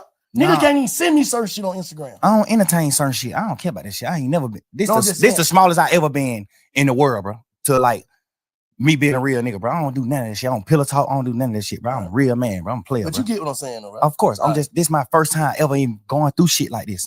I'm telling you, bro. I don't deal with this type of shit. I'm glad you're speaking on it, though. It's always 5 sides to a story, bro. You know what I'm saying? But I'm gonna. I don't want to see no nigga crash, bro. I ain't gonna do nothing. Look but like crash. That's the course, though. No, it ain't. Looking like it. It looked like it, but not for you. I'm just saying for the whole thing. You can't say who want to crash. That's what I'm saying. Crashing gonna have to be a nigga want to do something to me. I'm not.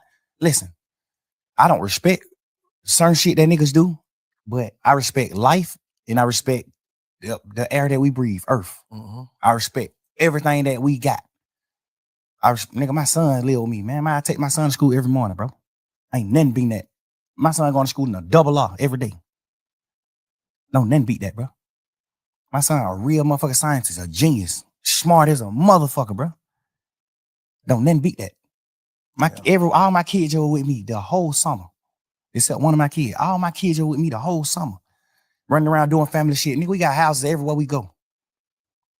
I'm telling you, bro. They're the first time ever even like understanding what's going on in the world, like real life. Nigga, I was just so happy and just so blind to like betrayal and niggas doing whole shit that I would never do. I'm just now getting to that point in my life, bro. I'm telling you, man, you got to understand why it's like hard for me to just go forward and just like attract the masses of by doing certain shit. Hard and impossible is two different things, though.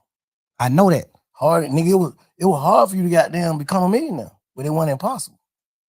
That's a fact. So hard and impossible, two different things. You can do it. Like, that's what I'm saying. Like, how do a nigga first step, nigga gotta, like, bro, and I ain't coming trying to be no therapist or that, but I'm saying, nigga, first step, nigga gotta acknowledge what he really going through.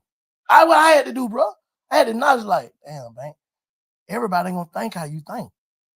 You cut different. I had to tell myself that every person is cut different. That's why we got different fingerprint, different goddamn when they identify you, teeth, dental. We all got different shit, bro, to be identified. So we ain't gonna think alike. But you taking, like you said early on, nigga, my mama raised us to love, love, love. So I always trying to find people to love. Like, you had a whole bunch of niggas that never had loyalty for each other and trying to put them in one crew. How the hell they gonna be loyal to each other? That niggas from over here, niggas from over here, niggas from over here, but you love everybody.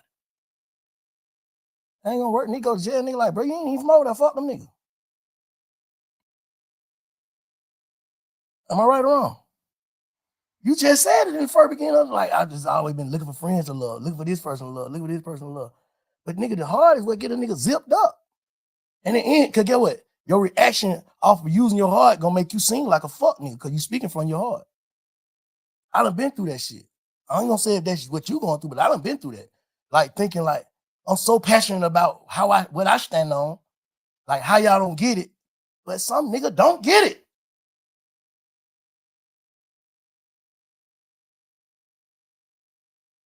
Now I don't get it, right? You saying I don't get it, Sly? You get it, bro. Just you gotta. That's why I'm just like, you gotta understand, like, bro, I did so much shit, bro. Just like I raised these niggas, bro. I raised these niggas to like honor life, be men. I raised a nigga to be a man, bro. Like, I can't go for what you saying because I know I played a part in raising them, and I ain't never did no whole shit to them. None of these niggas will ever be able to get on your podcast and say, I did. Was grown when you met these niggas. No, but I still raised you. Still, nigga, I was grown when you met me, but you still raised me in certain ways. I'm telling you, certain ways I look up to you, and you ain't never got no money together, nigga. I raised some of these niggas, and we got money together. That make it even deeper. Yeah. We stand on certain morals and principles, bro. When I speak on Umfo Tagana or Pluto or Wham, when I speak on him before this situation, when I speak on him, guess what I say to them?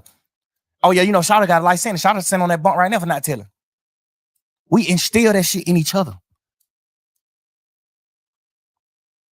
Bro, how the fuck is you going, like, just man to man? How the hell can you go against the grain?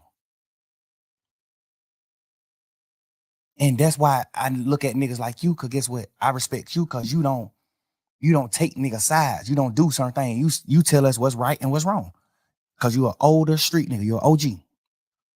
You tell us what's right and what's wrong. I live all these morals with niggas who came in the game with me, bro. I teach all these niggas do sucker shit toward me, bro. Every one of these niggas. Anybody you can name who we've been talking about in here. These niggas talk the hoes about me. These niggas do all type of shit. I still love them niggas. I love y'all niggas. Fuck that, man. That's just how he is when it comes to girls. It's all right. I love him. That's just how he is. That's just how he is. But I'm saying, a nigga gonna carry that shit forever. A nigga gonna try to heal. Like that's all I'm saying. Now I get what you're saying. I get what you're saying. How you feel? That's your perspective. We on perspectives. So you give me your perspective on how you feel and how you was raised, the shit you stand on. But how do a nigga move forward? Because a nigga ain't like that shit. You can see that shit consuming a nigga. Where the music at, son? You just play with some hard ass shit in there. Why that shit ain't that? The fuck is a nigga thinking about? Cause I just don't got my twin, bro. I don't got my friends, bro. I'm just fucked up, right? I'm fucked up, bro. The nigga who I be with every day, I don't got him no more, bro. I'm fucked up, bro. Damn. I'm fucked up, bro. I don't know what to do, bro. Like, and I ain't lose no nigga to a tragic or now. I lost a nigga to betrayal, bro. You signing that one piece of paper, signing your initials on this one piece of paper could get me a life sentence, my nigga. How you, like, come on, bro. I get a life sentence, all this piece of paper you signed, bro. Just cause you trying to get home fast, or you just trying to get to a hole, or you just doing a certain thing, bro. And you already done betrayed a nigga before, bro. Damn. A piece of paper, nigga, you gonna let a piece of paper in all this shit? Nigga, we men, bro. We brothers, nigga. Ain't no nigga in the world making me go get Ghana. No nigga, bro. Damn. Nigga, what? Yeah, you been around me 10 years knowing you told on our other brother. You told on Duke. Bro, you told on Duke, bro.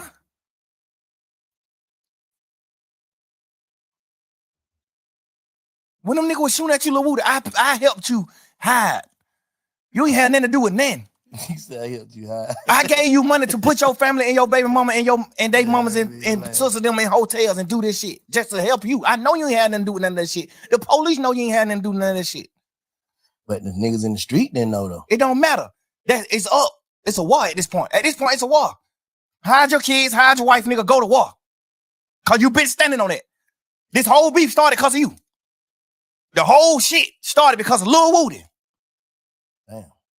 Fuck, nigga, why? How the fuck you gonna tell, nigga? This shit started because of you. Damn. The whole case, bro. This shit because of you, my boy. The whole case because of Woody. Some sucker shit this nigga did to nut them. Some sucker shit. We just being real niggas and your brothers and standing behind you. Fuck that. You did some suck ass shit, but boy, these niggas better not fuck with you. Damn. Now you got Shannon, Yak, me, Duke, and everybody else who got them on our side. You got all us going through shit because of your own action that you did on your own time. And you folded. You told. You did the worst. I'd rather you tell the ops where I live than tell the police. Nigga, we go to prison forever. Nigga, I'd rather die than go to prison. You better off telling the ops where I'm at, bro.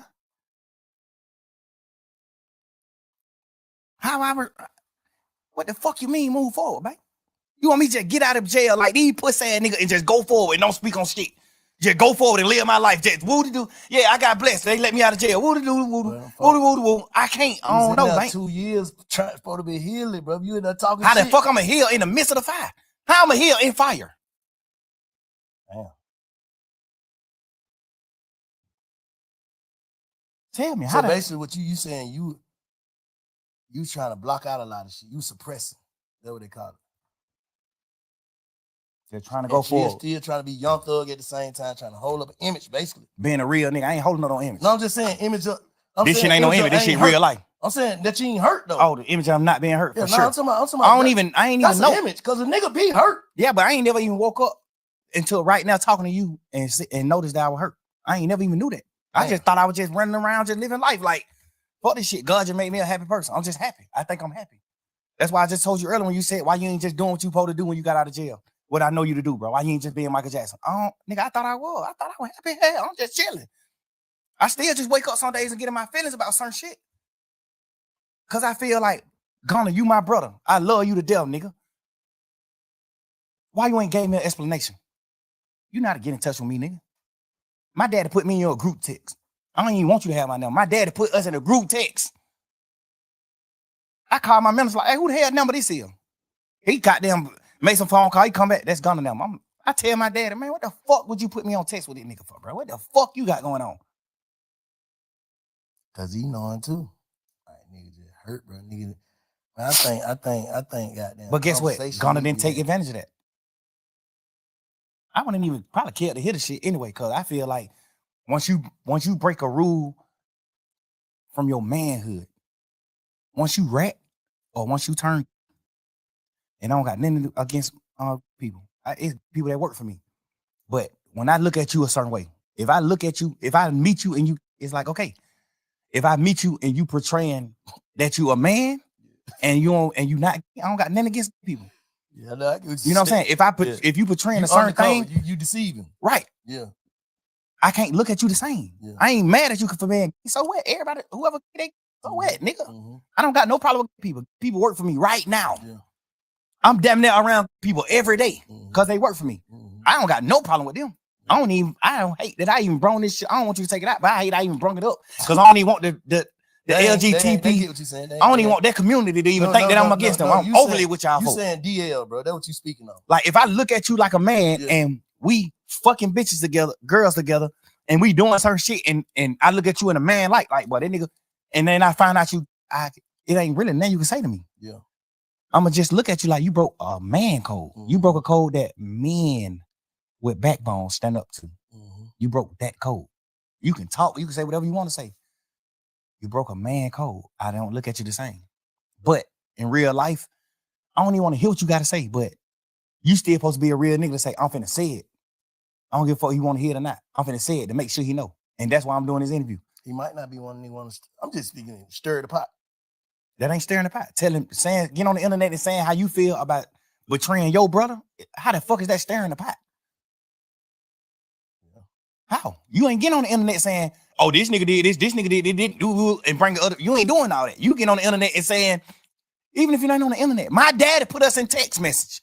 So you can't even do no interview in the future, in the near future. You can't do no interview and say, I ain't got his number. I ain't got in touch with him. You overly got my number. Overly. That just further my conspiracy. You saying even after all the shit all the jabs you been taking, you still supposed to submit. Cause you know you're wrong. It ain't even about submitting. It's about speaking your piece. Did what it is, bro. Yeah. So basically, I don't like, bro. Imagine nigga, bro. We fighting to say YSL is not a game. Me and Bank best friend, they're my mans. We done made all the millions in the world together. I gave you the millions. We ain't make them together. I gave them to you. You get on and you take a plea and say duct tape is a game and it must end. Just be a man. You don't think that you owe Thug an explanation? No matter what Thug saying. Thug can say Bank a rat all day. Bank a rat. He a motherfucking rat. Nigga, I can say that all day. And you can't say nothing about that because you did. But that's gonna stop you from giving me an explanation as a man. So maybe he need to get in touch with his feelings. As a man, bro, you supposed to, bro, this what I did what I was thinking. If you rocking with it, you rock. If you're not, fuck it. How can you just do what you did to me and then just go live your life like ain't nothing happened? Like, how can you do it, bro? I can't do that. I feel like I ain't do nothing in the world wrong in my interrogation. And I still can't go by living my life without addressing it. I still got to address it. because you know it's wrong for you being in there. As a man, Yeah. I got to explain this to niggas that I love, that look Yeah, at me like yeah. a gangster, that look at me like a man. Yeah. It's niggas in this world that's going to be like, bro, what the fuck is you doing? Yeah. Practice what you preach. Yeah. Yeah. That's why I'm speaking on it. Because Yeah. I'm a man Yeah. and I got real feelings and I care. Yeah. And I'm going to make it right. How the fuck I'm going to just go forward? How? That mean to me, you never felt the way I felt about you, about me. You never did. Oh. Nigga, I'd die before I go against that nigga. Even to this day, still. I'd die before I go against him. The only thing I'm gonna ever say, you're a rat. You're a rat, bro. You're a fuck nigga. You did what wrong. You betrayed me. Man, Being a part of his demise or anything like that, I'm never doing that. Nigga, I love the nigga mama. That nigga mama like my mama, nigga. Nigga, I bought his mama her first piece of jewelry. Obviously, he presented it like he bought it. I did that. She probably never know that. Get what? We can talk about that shit all night, and I tell you, I'm gonna just bring it back to bro. The shit got you fucked up. You said that, right? And you agree, right? We just unlocked that, Yeah. right? All right. How do you heal, bro? How do you move forward? Period. No, Bank. I ain't. That's why I'm talking to niggas like you. Bro. That's why I talk to OG. Bro. Who You you gotta fuck put with, me bro? down. I don't know. You gotta put me. Somebody tell me what I can do. Like, bro, How I'm you just heal the girl telling hit in you. the face with the stick. I'm Shit, telling you my. I was. Girl, how you heal then? Shit, nigga. I healed it like that with soap and water. So one ain't gonna hear this shit, man. Yeah. Guess what? You more in touch with your feelings because you're an older man. You more in touch with how life is. You done been my age before. I ain't been your age. Yeah, shit. So you could tell me if you know. Tell me ways I can heal. I don't know, nigga. I'm telling you my perspective. I'm telling you why I'm fucked up. I'm telling you why I can't go forward. Not why I can't go forward. I can go forward. I'm telling you why I haven't went forward. First step is knowing what you just said. First step is knowing. I ain't never know till the day, bro. Till I talk to you, bro. First step is knowing. The second step is goddamn knowing that you know. Goddamn, I don't know. You just gotta, man. Shit, you got it, bro. Whatever, man. Like everybody, man. Niggas just gotta move forward with their life, man. Make sure this shit don't turn into nothing else. That's all I'm saying. With whoever on the internet talking the internet, you and Gunna, I feel like y'all niggas should have a conversation. That's just how I feel. So have you ever been betrayed by one of your friends? Yes. So bad to where you can't talk to him no more? Don't lie. Yes. But I still, if I see a nigga mama or something, tell my brother I say I love him. Because I do. I understand I it. can't turn my heart off. That's But another. I ain't finna say nothing about you. I ain't finna nothing because I already know what it gonna lead to. We keep going back and forth, then that shit gonna lead to something else. That's another thing on respect. A nigga ain't contact my mama. When you did what's wrong in that courtroom, you ain't get out of jail and run to my mama immediately. You ran to your mama, who I take care of. You ain't ran to my mama, who you ain't never did nothing in the world for. Nothing. You ain't pull up on my mama and say, hey, I know bro going through some shit here. Bro, bro sent money these niggas sent money to help me pay for my lawyer. Wham sent the money, all that. That's why Wham hurt. Like, these niggas, they talk to Wham. I ain't talk to them. These niggas held conversation with Wham. Wham told them, man, hell no, nigga, what? Never. Don't never do that. But if your ass get 100 years on that bunk, nigga, we gonna take care of your mama and your family forever. And nigga know Wham mean what he say. He stand on his business. Home, a real one. These niggas held conversations with Wham. And Wham told these niggas, what? No, sir. No, you can't do that. Nigga, what? That's the worst. No. Nigga ain't pull up on my mama, bro. Nigga, I done held conversation with my mama. And get what my mama said. Man, fuck these niggas ain't, cause she an old lady, so she don't even care about no nigga ratting and doing all that. She an old ass lady. My mama get on the phone and she say shit like, man, them niggas ain't pulled up on me. Ain't none of them niggas came to see me. Guess what? Wham done pulled up, gave my mama bags, dunchos. Pluto done gave my mama dunchos. Cash, XO Cash, done pulled up several times, gave my mama dunchos. That nigga probably gave my mama 300,000-400,000, boy. Like gaffers, 50, 60, 100, 120. Whatever he have on him, he'll just pull up on my mama, just a hug and kiss her. And whatever he got on him, he just give it to her. Here, it might be 36,000. Here, mama, dude. Bro, you ain't even put up on my mama. And that's why I say you're not a man, because you ain't even ever told your mama all the shit I done did for her. Your mama think you the real nigga. Your mama think you taking care of her. You ain't never even told your mama, man, Slime did this shit. Because guess what? You not a man to me. You living your life according to your rap career. The only regret I have is ever in my life messing with them niggas, ever. I probably had better judgment with who I take with me, bro. But these niggas fuck nigga whole shit up, but I can't function, bro. I'm telling you, bro, I'm fucked up, bro. Like, ain't even about none of this interrogation. All that shit petty shit. I ain't never tripping on that. When I got on the phone with you the other day, what I say? Hey, bro, I did what wrong? And you said, man, you ain't do nothing wrong. The only thing you did wrong was even talking to them. Before sending somebody to jail or telling on somebody, you ain't do none of that. Because that's what I care about. I care about that. I'm a man. I honor niggas who I love, I respect. I honor that. Nigga, you ain't even told your mama and your daddy and your brother them that I was the one who helped you do all the shit for them you did. Not saying you wouldn't have did it, but you wasn't able to do it at the moment it needed to be done. I did it. You ain't never tell them that. I fuck with Weeknd. I look at that nigga like a big bro. To a certain extent. We ain't never just like hung out like that, but I fuck with Cash. Cash my brother. This nigga a part of my management team. Sal a part of my management team. I paid money for your album to go number one. You not bigger than no fucking Weeknd, nigga. I paid money for your album to go number one. The thing I don't respect about Elle is she ain't tell you that. She on the phone with you in jail saying, man, take your plea, gone. Fuck these niggas. Ain't none of y'all real. Ain't none of y'all gonna just say, damn. You can't say that, she said. Who? You can't just say He told some of our friends that Elle was part of the reason he took his plea. Elle was like, man, shit, bro. You gotta focus on your career. You gotta, I'm telling you. And she said she was saying it. She was saying it to the degree of like she was on some, she lying, she know how to play the game. You know, she came up on the Pluto. She know how to play the game. But she was telling him like, shit, if you want to help Slime, you need to get out. So you can help Slime. What made me know that was some cap is when you got out of jail, you didn't help Slime at all. When you got out of jail, you didn't help Slime at all. Savage sent money to Thug. Wham sent money to Thug. Pluto sent money to Thug. Cash sent money to Thug. Drake sent crazy bankroll to Thug.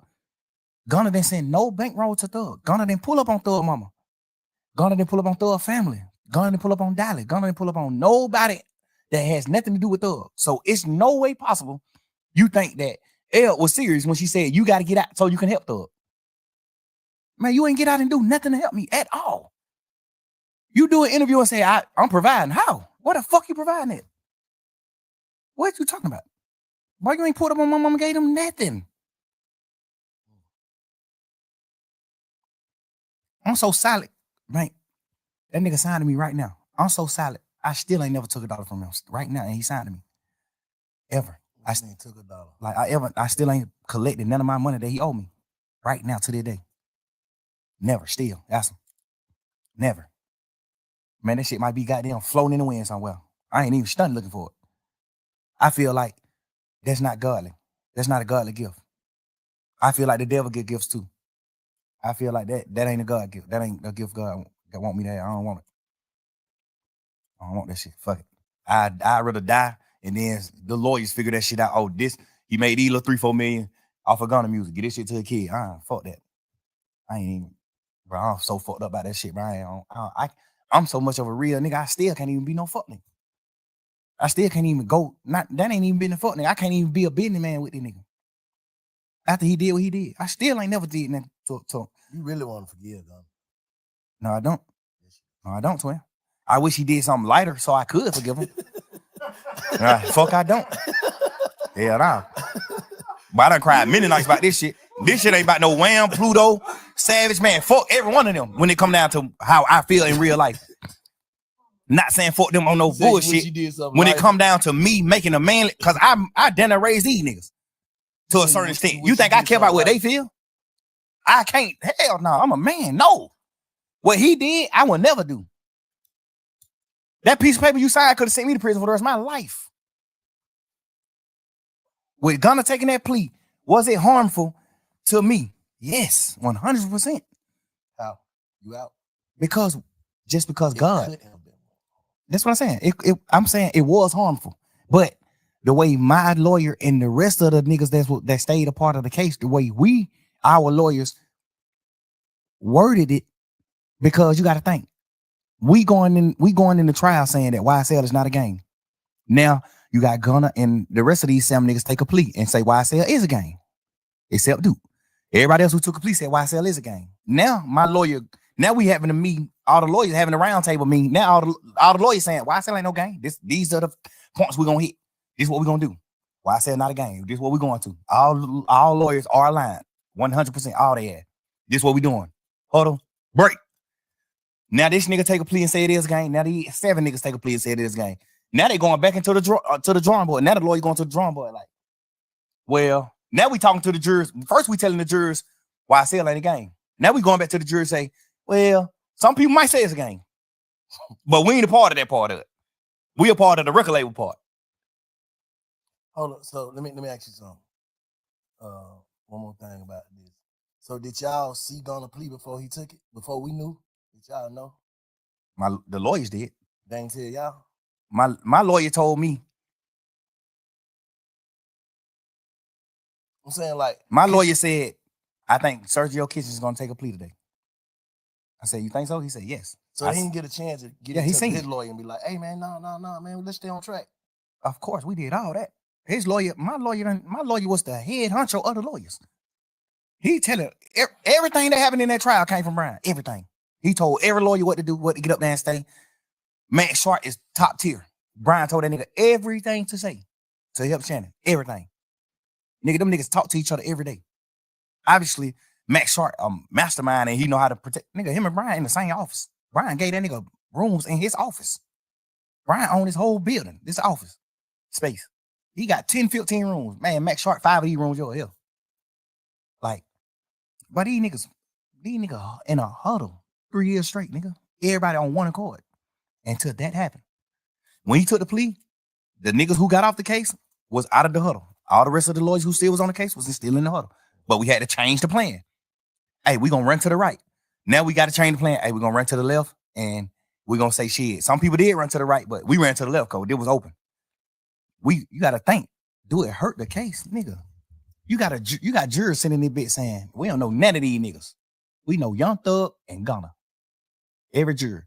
We know these two people. These are superstars. Rest of these niggas is nothing. We know these niggas. These is the head honchos. This what the state's saying. The state don't even got to say it.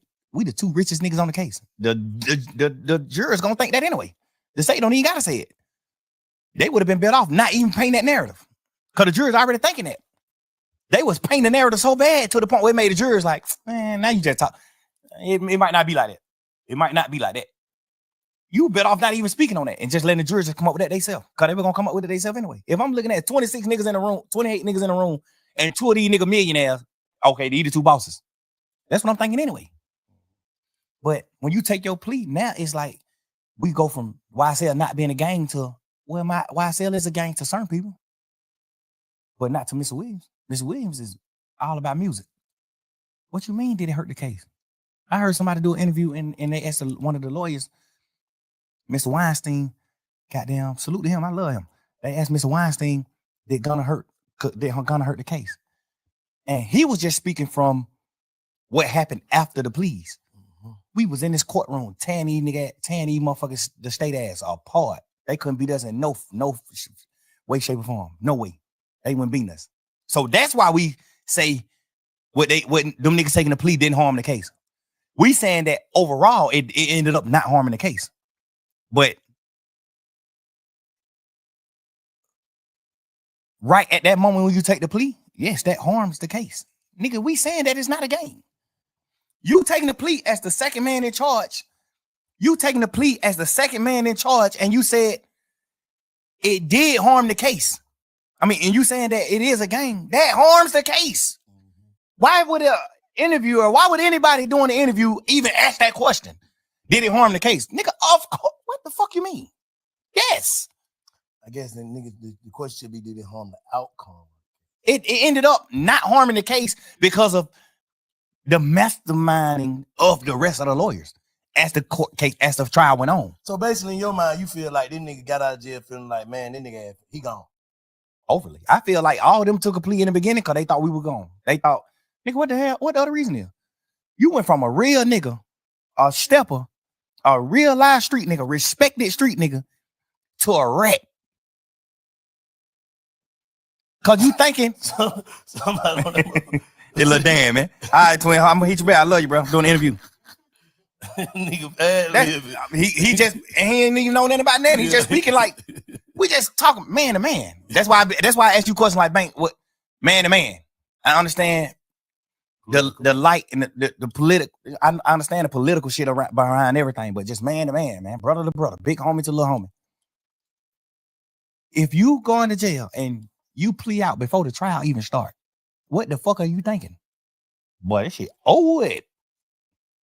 Man, you don't remember them Zoom calls that was all over the internet? The Zoom calls when we was going to court them first few times on Zoom. Before we made it to the courtroom, we was on Zoom. When we was going for buns and shit. Man, you remember me asking that nigga on the Zoom? We don't even supposed to talk. I broke the law. I'm on the Zoom. I said, Gunna. He look at me on the Zoom. I say, you good? Chin up, nigga. You good? He say, yeah, that's some shit. I forgot what he said, but the energy was just down. Not even on no bullshit, no funny shit in there. Like the energy was that down. Yeah. So it just automatically made me start thinking like, little bro, you good? I'm not saying that you know rat. And then at that point, I'm just like, nigga, what you going through? You good? And that's why, cause I'm a big brother to these niggas. So that's why I do shit like head up when we on these calls. When we in this courtroom, man, head up, chin up. Fuck that, nigga. If we go to prison for the rest of our life, whoop de do. We go to prison, nigga. And we fight to get out this bitch. If we beat these folk, whoop de do. We beat them. We go forward. That's how I go. But can a nigga feel like shit? Well, it was still a nigga left on the case and you took your plea. Yeah, but my plea didn't say my plea couldn't harm nobody. You see what I'm saying? Yeah. My Now, plea, break it down for us, man. my plea, I ain't say YSL with no gang in my plea. I ain't say nothing in my plea. That's why I didn't do the plea. The state offered me a plea and they wanted me to say YSL was a gang. I'm the owner of YSL, the gang, and YSL must end in the state's plea. They say all this in their plea. I told them I'm not doing that. So they wanted me to tell about Nut getting killed. I don't know nothing about that. They want me to tell about Shamel Drinks, the other nigga from their side getting killed, the 3-4 more niggas from their side getting killed. Even they were talking about niggas who got killed from their side that weren't even involved in the case. They just wanted me to tell on that. Like, you gonna tell on all this shit. We know you know about all this shit. I'm telling them, I swear to God, on my freedom, I don't know about none of this shit. Nigga, I'm in the clouds. I really don't know about this shit.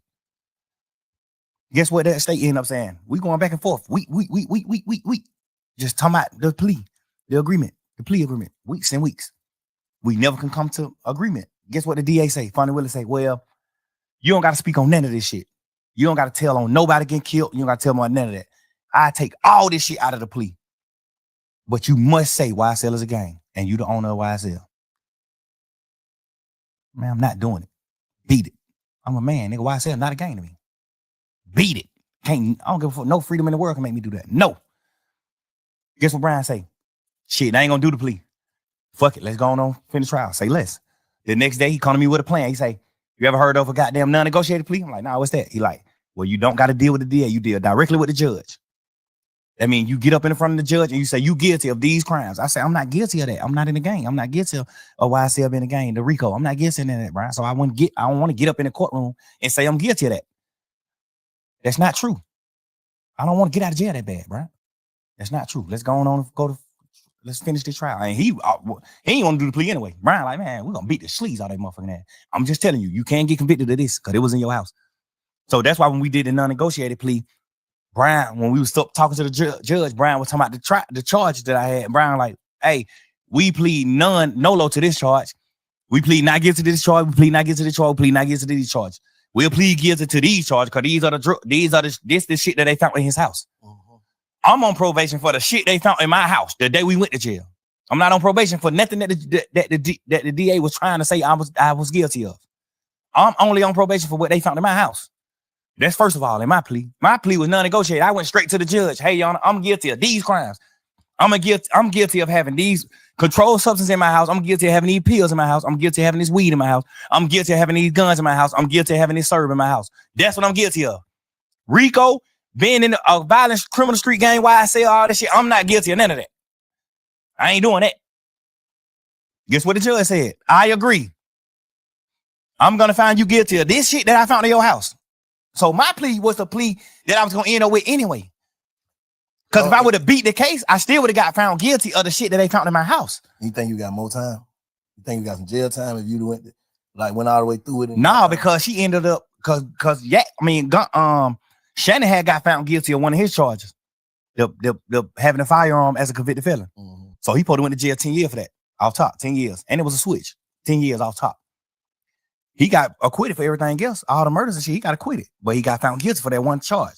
Because they got to find him guilty. Even if the jurors want to goddamn to say that he innocent, they can't. So Shannon kept us all the way out too? Yeah, that's just the law. But when he got found, when they say you acquitted for everything, but you guilty of this gun charge, we in our mind thinking like, damn, he finna go to prison for the gun. Get what the judge say. You've been through enough. I'm gonna let you out. So I feel like now, if I would have stayed in the trial, I would have got found guilty of the shit that they found in my house because it ain't no law that tell the jurors they can get around it. It ain't no way to get around it. So the jurors like, fuck. Ain't nobody claiming it and shit. Like, fuck, we gotta find them guilty for this. It's no way around it, even if they want to. You see what I'm saying? They can't let me off the hook for it. I gotta get found guilty of that. So why the fuck when I not take a plea and get out of jail today or some shit I know 9 times out of 10 I'm gonna get found guilty for anyway. At the end of the trial, I would have got found guilty for the shit in my house. I would have beat everything else. I would have got found guilty for the shit in my house. And she didn't send Shannon to prison. So she probably wouldn't have sent me to prison. She probably would have said the same thing. Like, all right, I'm gonna give you probation for this shit in your house and go on live your life. Cool. I still would have, the same shit I'm on probation for now, I still would have been on probation for at the end of the trial, because it was no loops for the jurors to find me innocent. For that. 100% you get found guilty for that. They can find you, they can say you ain't guilty of it, but it's like them not being real. It's like the jurors just not being real. Like, well, it ain't nowhere around this shit. This nigga ass is guilty of this. It ain't nothing around it. No law that makes me overstep that. He guilty. So what's your temperature with Lucha right now? Ain't no temperature with him. Man, bro, I pray that nigga get everything he deserves. Everything. I told that nigga, even in the midst of our beef, I told that nigga, bro, I said some bullshit in it too, but I was speaking really from the heart, real. Bro, I respect everything you do for your mama and your kids. I respect all that shit. If not, I would have been did something to your ass. That's what I tweeted. I said, if I ain't respect what you did for your mama and your kids and how you look out for your family, I would have been did something to your ass. I'm just a real nigga. I respect how a nigga treat their family. Like, but I respect it. He was an active dad in his children's life. Still right now, since he been out. I still be watching him now since he got out. He's still an active father. I respect that.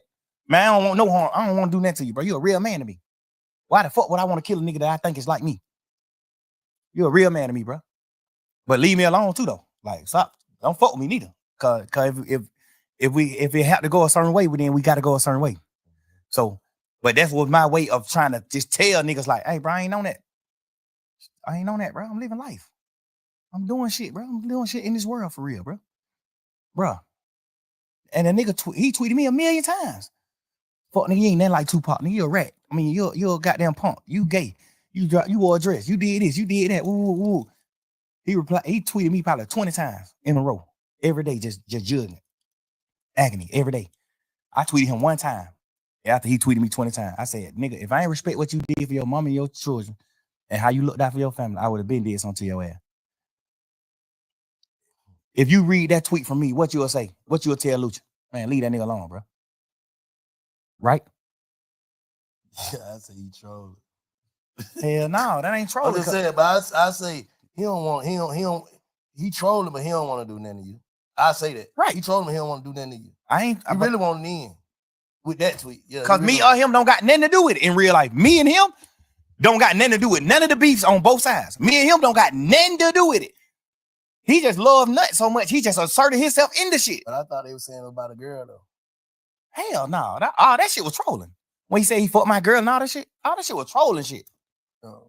We were trolling. That's what I'm saying. That's what niggas thinking like. Yeah, nah. All Hell this no. whole beef behind. No, sir. This shit is behind Nut. Woody broke in Nut car and stole his jewelry. And I'm saying all this shit because it's all public record. We already done said all this shit on the stand. Him and the DA done said this on the stand. He broke in Nut car and stole Nut jewelry. He didn't know it was Nut car. He seen a peanut chain. He said, oh shit, this nigga Nut chain. He called Nut and said, hey, bro, he ain't put it on himself. He just said, man, some young nigga broke in your car. They brought the jewelry to me. And Nut like, all right, bring the jewelry. I ain't tripping. Nut a player. I ain't tripping. Nut, bring the jewelry to me. Whoa. He bring the jewelry to Nut. Get jewelry Nut back. I mean, get Nut his jewelry back and goddamn gone on by their business. Nut, I ain't tripping. Nut like shit, I got all my shit back. I ain't tripping. But you got niggas who with Nut who like, man, these fuck niggas just played. Let's take it down. So the whole time, me and Nut on the phone every day trying to stop these niggas from beefing. Like, man, bro, we ain't on that, bro. Bro, Nut getting money, I'm getting money. Like, nigga, we were hanging out. I turned Nut on to Bird. I brought Nut around Bird because I know Nut best friend, the nigga who they call Birdman from Pink City. I know him from being Nut friend. I don't know. I ain't never seen him though. I probably seen him 2 times in my life. But I know him and Nut used to call themselves Bird and Slim. So when I got on and I met Bird, get what I told Bird in Miami. Man, you got to meet these niggas from the hood, from the city. They call themselves Bird and Slim. You got to meet these niggas. Like, bro, I'm 100% the most genuine nigga you could think of, bro. I'm telling you. It's a real fact. I wish Nut was living so he could say the same thing. I turned him on a Bird. The pictures when you see Nut on a boat with Bird, I'm here. I'm there. I took the picture. I got Nut phone and took this picture. Man, Nut take the picture with this nigga, but I know y'all look up to this nigga. I told Bird, man, Nut is supposed to be Slim. So you got to wait. The other nigga, Bird, who used to be with Nut, he was in prison still. He was in jail doing some time, doing a bid. So I told Birdman, like, man, you got to meet the nigga Birdman from Atlanta who called himself Birdman. He bald in the nigga, tattoos in the head. He really think he Bird. I'm like, he in prison right now, but you got to meet him too. Like, I turned Bird on the Nut. I had Bloody J around Birdman trying to do deals. I turned Bloody J on the Rocco. I've been late in this town. I made niggas lock in. Me and Bloody J them started off beefing about them saying that Boo was a rat. Boo told on Mo. We ain't never seen that paperwork. Still to this day.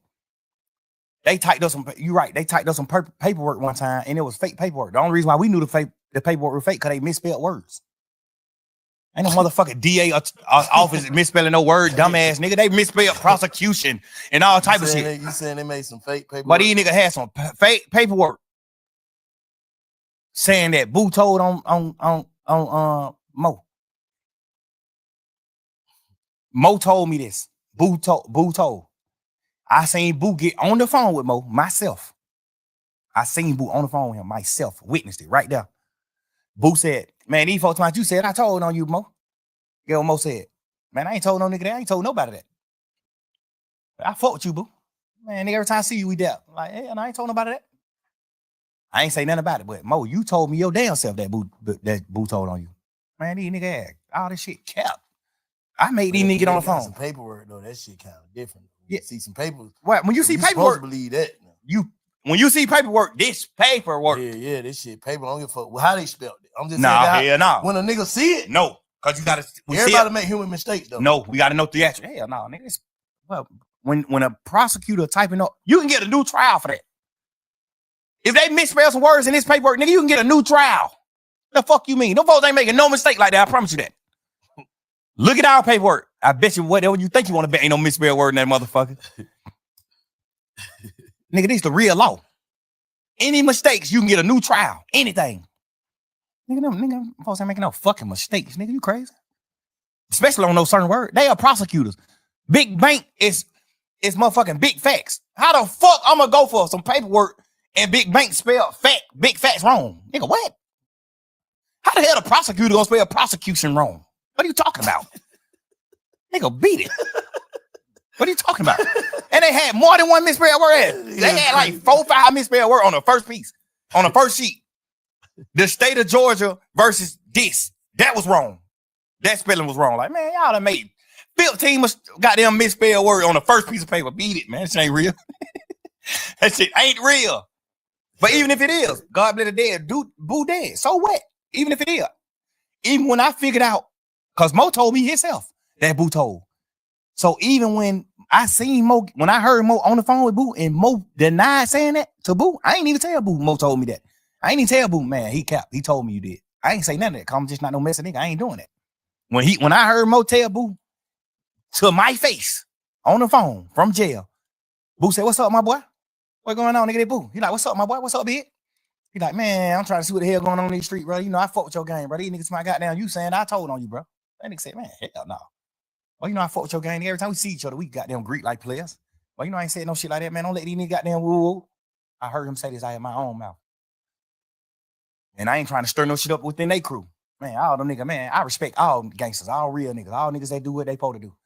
I see Mo take care of family from jail. I respect the boy. I done been on the phone a few times. Even throughout the beef, I done been on the phone with him. Hey, bro, man, I ain't got nothing to do with that shit. Keep that shit away from me. I'm trying to do what I need to do with this rap shit. But I made it out of Cleveland Avenue, nigga. I got 6 motherfucking kids, nigga. I'm doing what I'm doing. That's why I was fucking with nigga like Bloody J. Nigga like Ola Player. I was fucking with them niggas. I was fucking with Big Nut. Nigga, I got 5, 6 videos with Birdman with Nut in them. With greeting. Like, nigga, I shot. Ain't no harm in my blood with Days Loaf in they hood. I shot that motherfucker in Pink City. In they projects. Where they hang at right now. I shot that video there. The video of me, Birdman, and goddamn Ralph. Look at the video. We played it in court. When Nut Daddy got on the stand, because the DA done tricked him to lie about some shit. When Nut Daddy got on the stand and saying, yeah, my son and Nut and Thor been goddamn fell out back in November of 2014. Because he got killed 2015, January 10th, 2015. His daddy get on the stand listening to what the DA telling him to say because they get to prep him before he get on the stand. He get on the stand and say, without even knowing the truth. And I get it. You're a dad that lost his son. Yeah. I get it. I'm never, that's why I ain't never said fuck that nigga daddy. I never said fuck him, none of that. I don't say none of that. I get it, nigga. Yeah. A nigga gonna do whatever to get some justice for their son. They're my son. Case, nigga, their family got a right to feel however they feel. I'm never going against that. Family now for sure. Never. You're right. I understood that. That's real. Yeah. When Nut died, my house got bust. They typed up a fake search warrant and bust my house. They got my phones. They so They so fucked up. The DA, the judicial system so fucked up. They see me and Nut text message in my phone the day he died, the day before he died. Where you at, Nutty? Man, right here, the park, finna go get me a haircut. Goddamn, I pull up on you later on. All right, say less, love. The day Woody got jumped on in the club, I text Nut, man, what the hell going on, bro? I thought we said we squatted shit, bro. I thought me and you got on the phone like brothers, like men. He said, bro, we ain't a part of none of that shit. We telling them niggas stop that shit. We telling them niggas let that shit go. But y'all niggas tripping. That shit ain't about nothing. Like y'all nigga really ain't spoke about nothing. Nigga, I got text message talking to that moments before he died. Same day. They know it. They just didn't say that. Like, obviously that's the state. They trying to do their case. They doing what they supposed to do. Like, I ain't even mad at them. Like, you my opposition at this point. You trying to do what you do to sentence me. I'm trying to do what I'm doing to not get sentenced. I ain't tripping. But, bro, we got text messages of me and Nut texting. I don't know, goddamn well. Me and that man were cool. Y'all know that. I ain't care my flights. Like, we do this shit all night. What you want to say to the city before we get out of here? Listen, man. I tried my best. Put the mic in. I tried my best to make this city one. Unity. I tried my best. Anybody from this city, including Rollo, P, all y'all niggas. I don't got no smoke with y'all niggas. I don't want no gangster shit to go on with y'all niggas. I ain't got time. Like, the street shit is already over with. Once you tell the street shit over with. Like, you can't kick the street nigga shit. And I ain't even saying that to bash no nigga. Like, why would I want some smoke with a nigga that I already done told on somebody that work with the police? I thought you were gonna say something else. I'm just saying, just real nigga shit. But still though, bro. Like, listen, I don't want no smoke with y'all nigga. Even now, even if y'all didn't tell, I'm just bigger and better than what we doing. I'm bigger and better than this. I don't want no smoke with no nigga. I don't got no problem with y'all nigga, man. Peace, love, and blessings. I hope everybody live their life and live and rejoice. I hope everybody in this world prosper and get what they need to get. Everybody. I don't got no hard feeling with no nigga. Even the niggas on this case. Even the niggas that I'm mad at. I'm forever mad at. I still don't want you to fail. Obviously, I done been in my feelings and I done been on jail calls and saying shit like, man, I want to drop the same day. I want to do this. Fuck that. I just want mad. I'm out of jail. I beat this shit. Nigga, I understand the chance God gave me. I understand the chance that the judge gave me. I understand all that. And now I'm sorry to my fans and everybody that I love that I even took that for granted. But I hope now that you understand why I couldn't just go forward, why I took it for granted. If you think I took it for granted, I want you to understand through this conversation why I feel how I feel.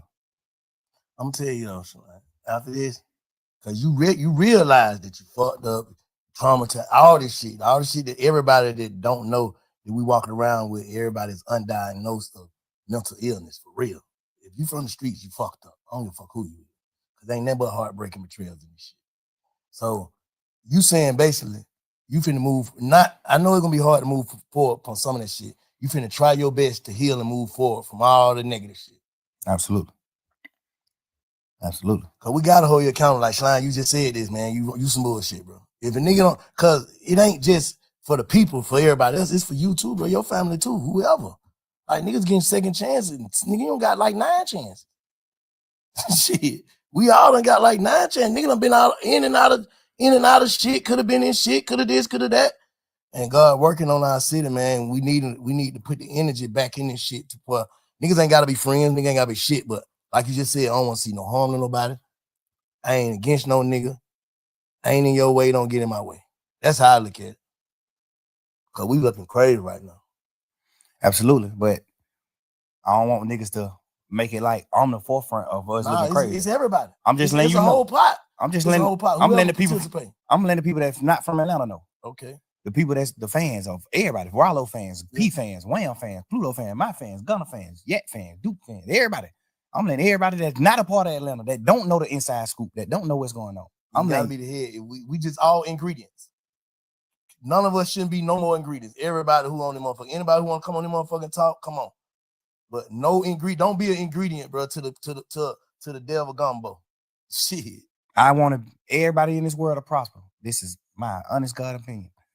I want everybody in this world to prosper, no matter what you did, no matter what you did wrong, because everybody done did wrong shit. Everybody done did bad shit. You know, everybody done did something bad. Everybody done did something that wasn't godly. when you a street nigga and you a gangster. I don't give a damn if it come down to you selling drugs. That's bad. You sold somebody drugs. They could die from that. Everybody done did bad shit. So I'm not really tripping. I'm just telling you just a few of my opines, like how I feel about certain shit. And why I feel like your best question to me was, why the hell you ain't do what you need to do when you got out?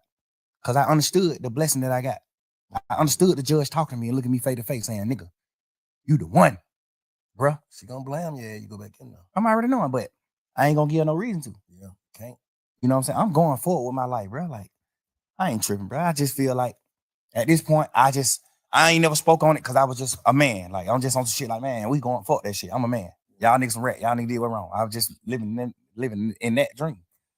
But now just having a conversation with you and talking and just like feeling it. Like, it just feel like I gotta just go on. I gotta move on. But I just wanted Gunna, you, Duke, Yak, you, all my fans, Rollo, P, Wham, Pluto, everybody, Weezy. I want Cash, everybody who I love, who I honor. I want all them to know this my side. This how I feel. This why I'm how I am. This why I stream so much on them niggas. This why I'm how I am. I feel betrayed. I feel hurt. I feel whatever you call it. I just feel it. Nah, this shit was big, bro. I appreciate you for even calling me to let me be a part of, you know what I'm saying, witness a part of your pain and your journey and the way your perspective of shit, you know what I'm saying. I just hope you goddamn allow us to be a part of goddamn your healing journey, bro, for real. Because the nigga fucked up. Just gotta get this shit right, King. I'm trying my best, bro. You think I should let people just witness the healing, all that shit too? What you You mean? think that's good? Like obviously I just spoke my pain and what I feel about my whole situation in my life to the world, which is, it just took me a lot to do, but I did it. You think I should let people in on my healing process too? Yeah. Ain't no other way. Like, shit, cause, bro, one thing about it, bro, I don't know, you locked up, bro.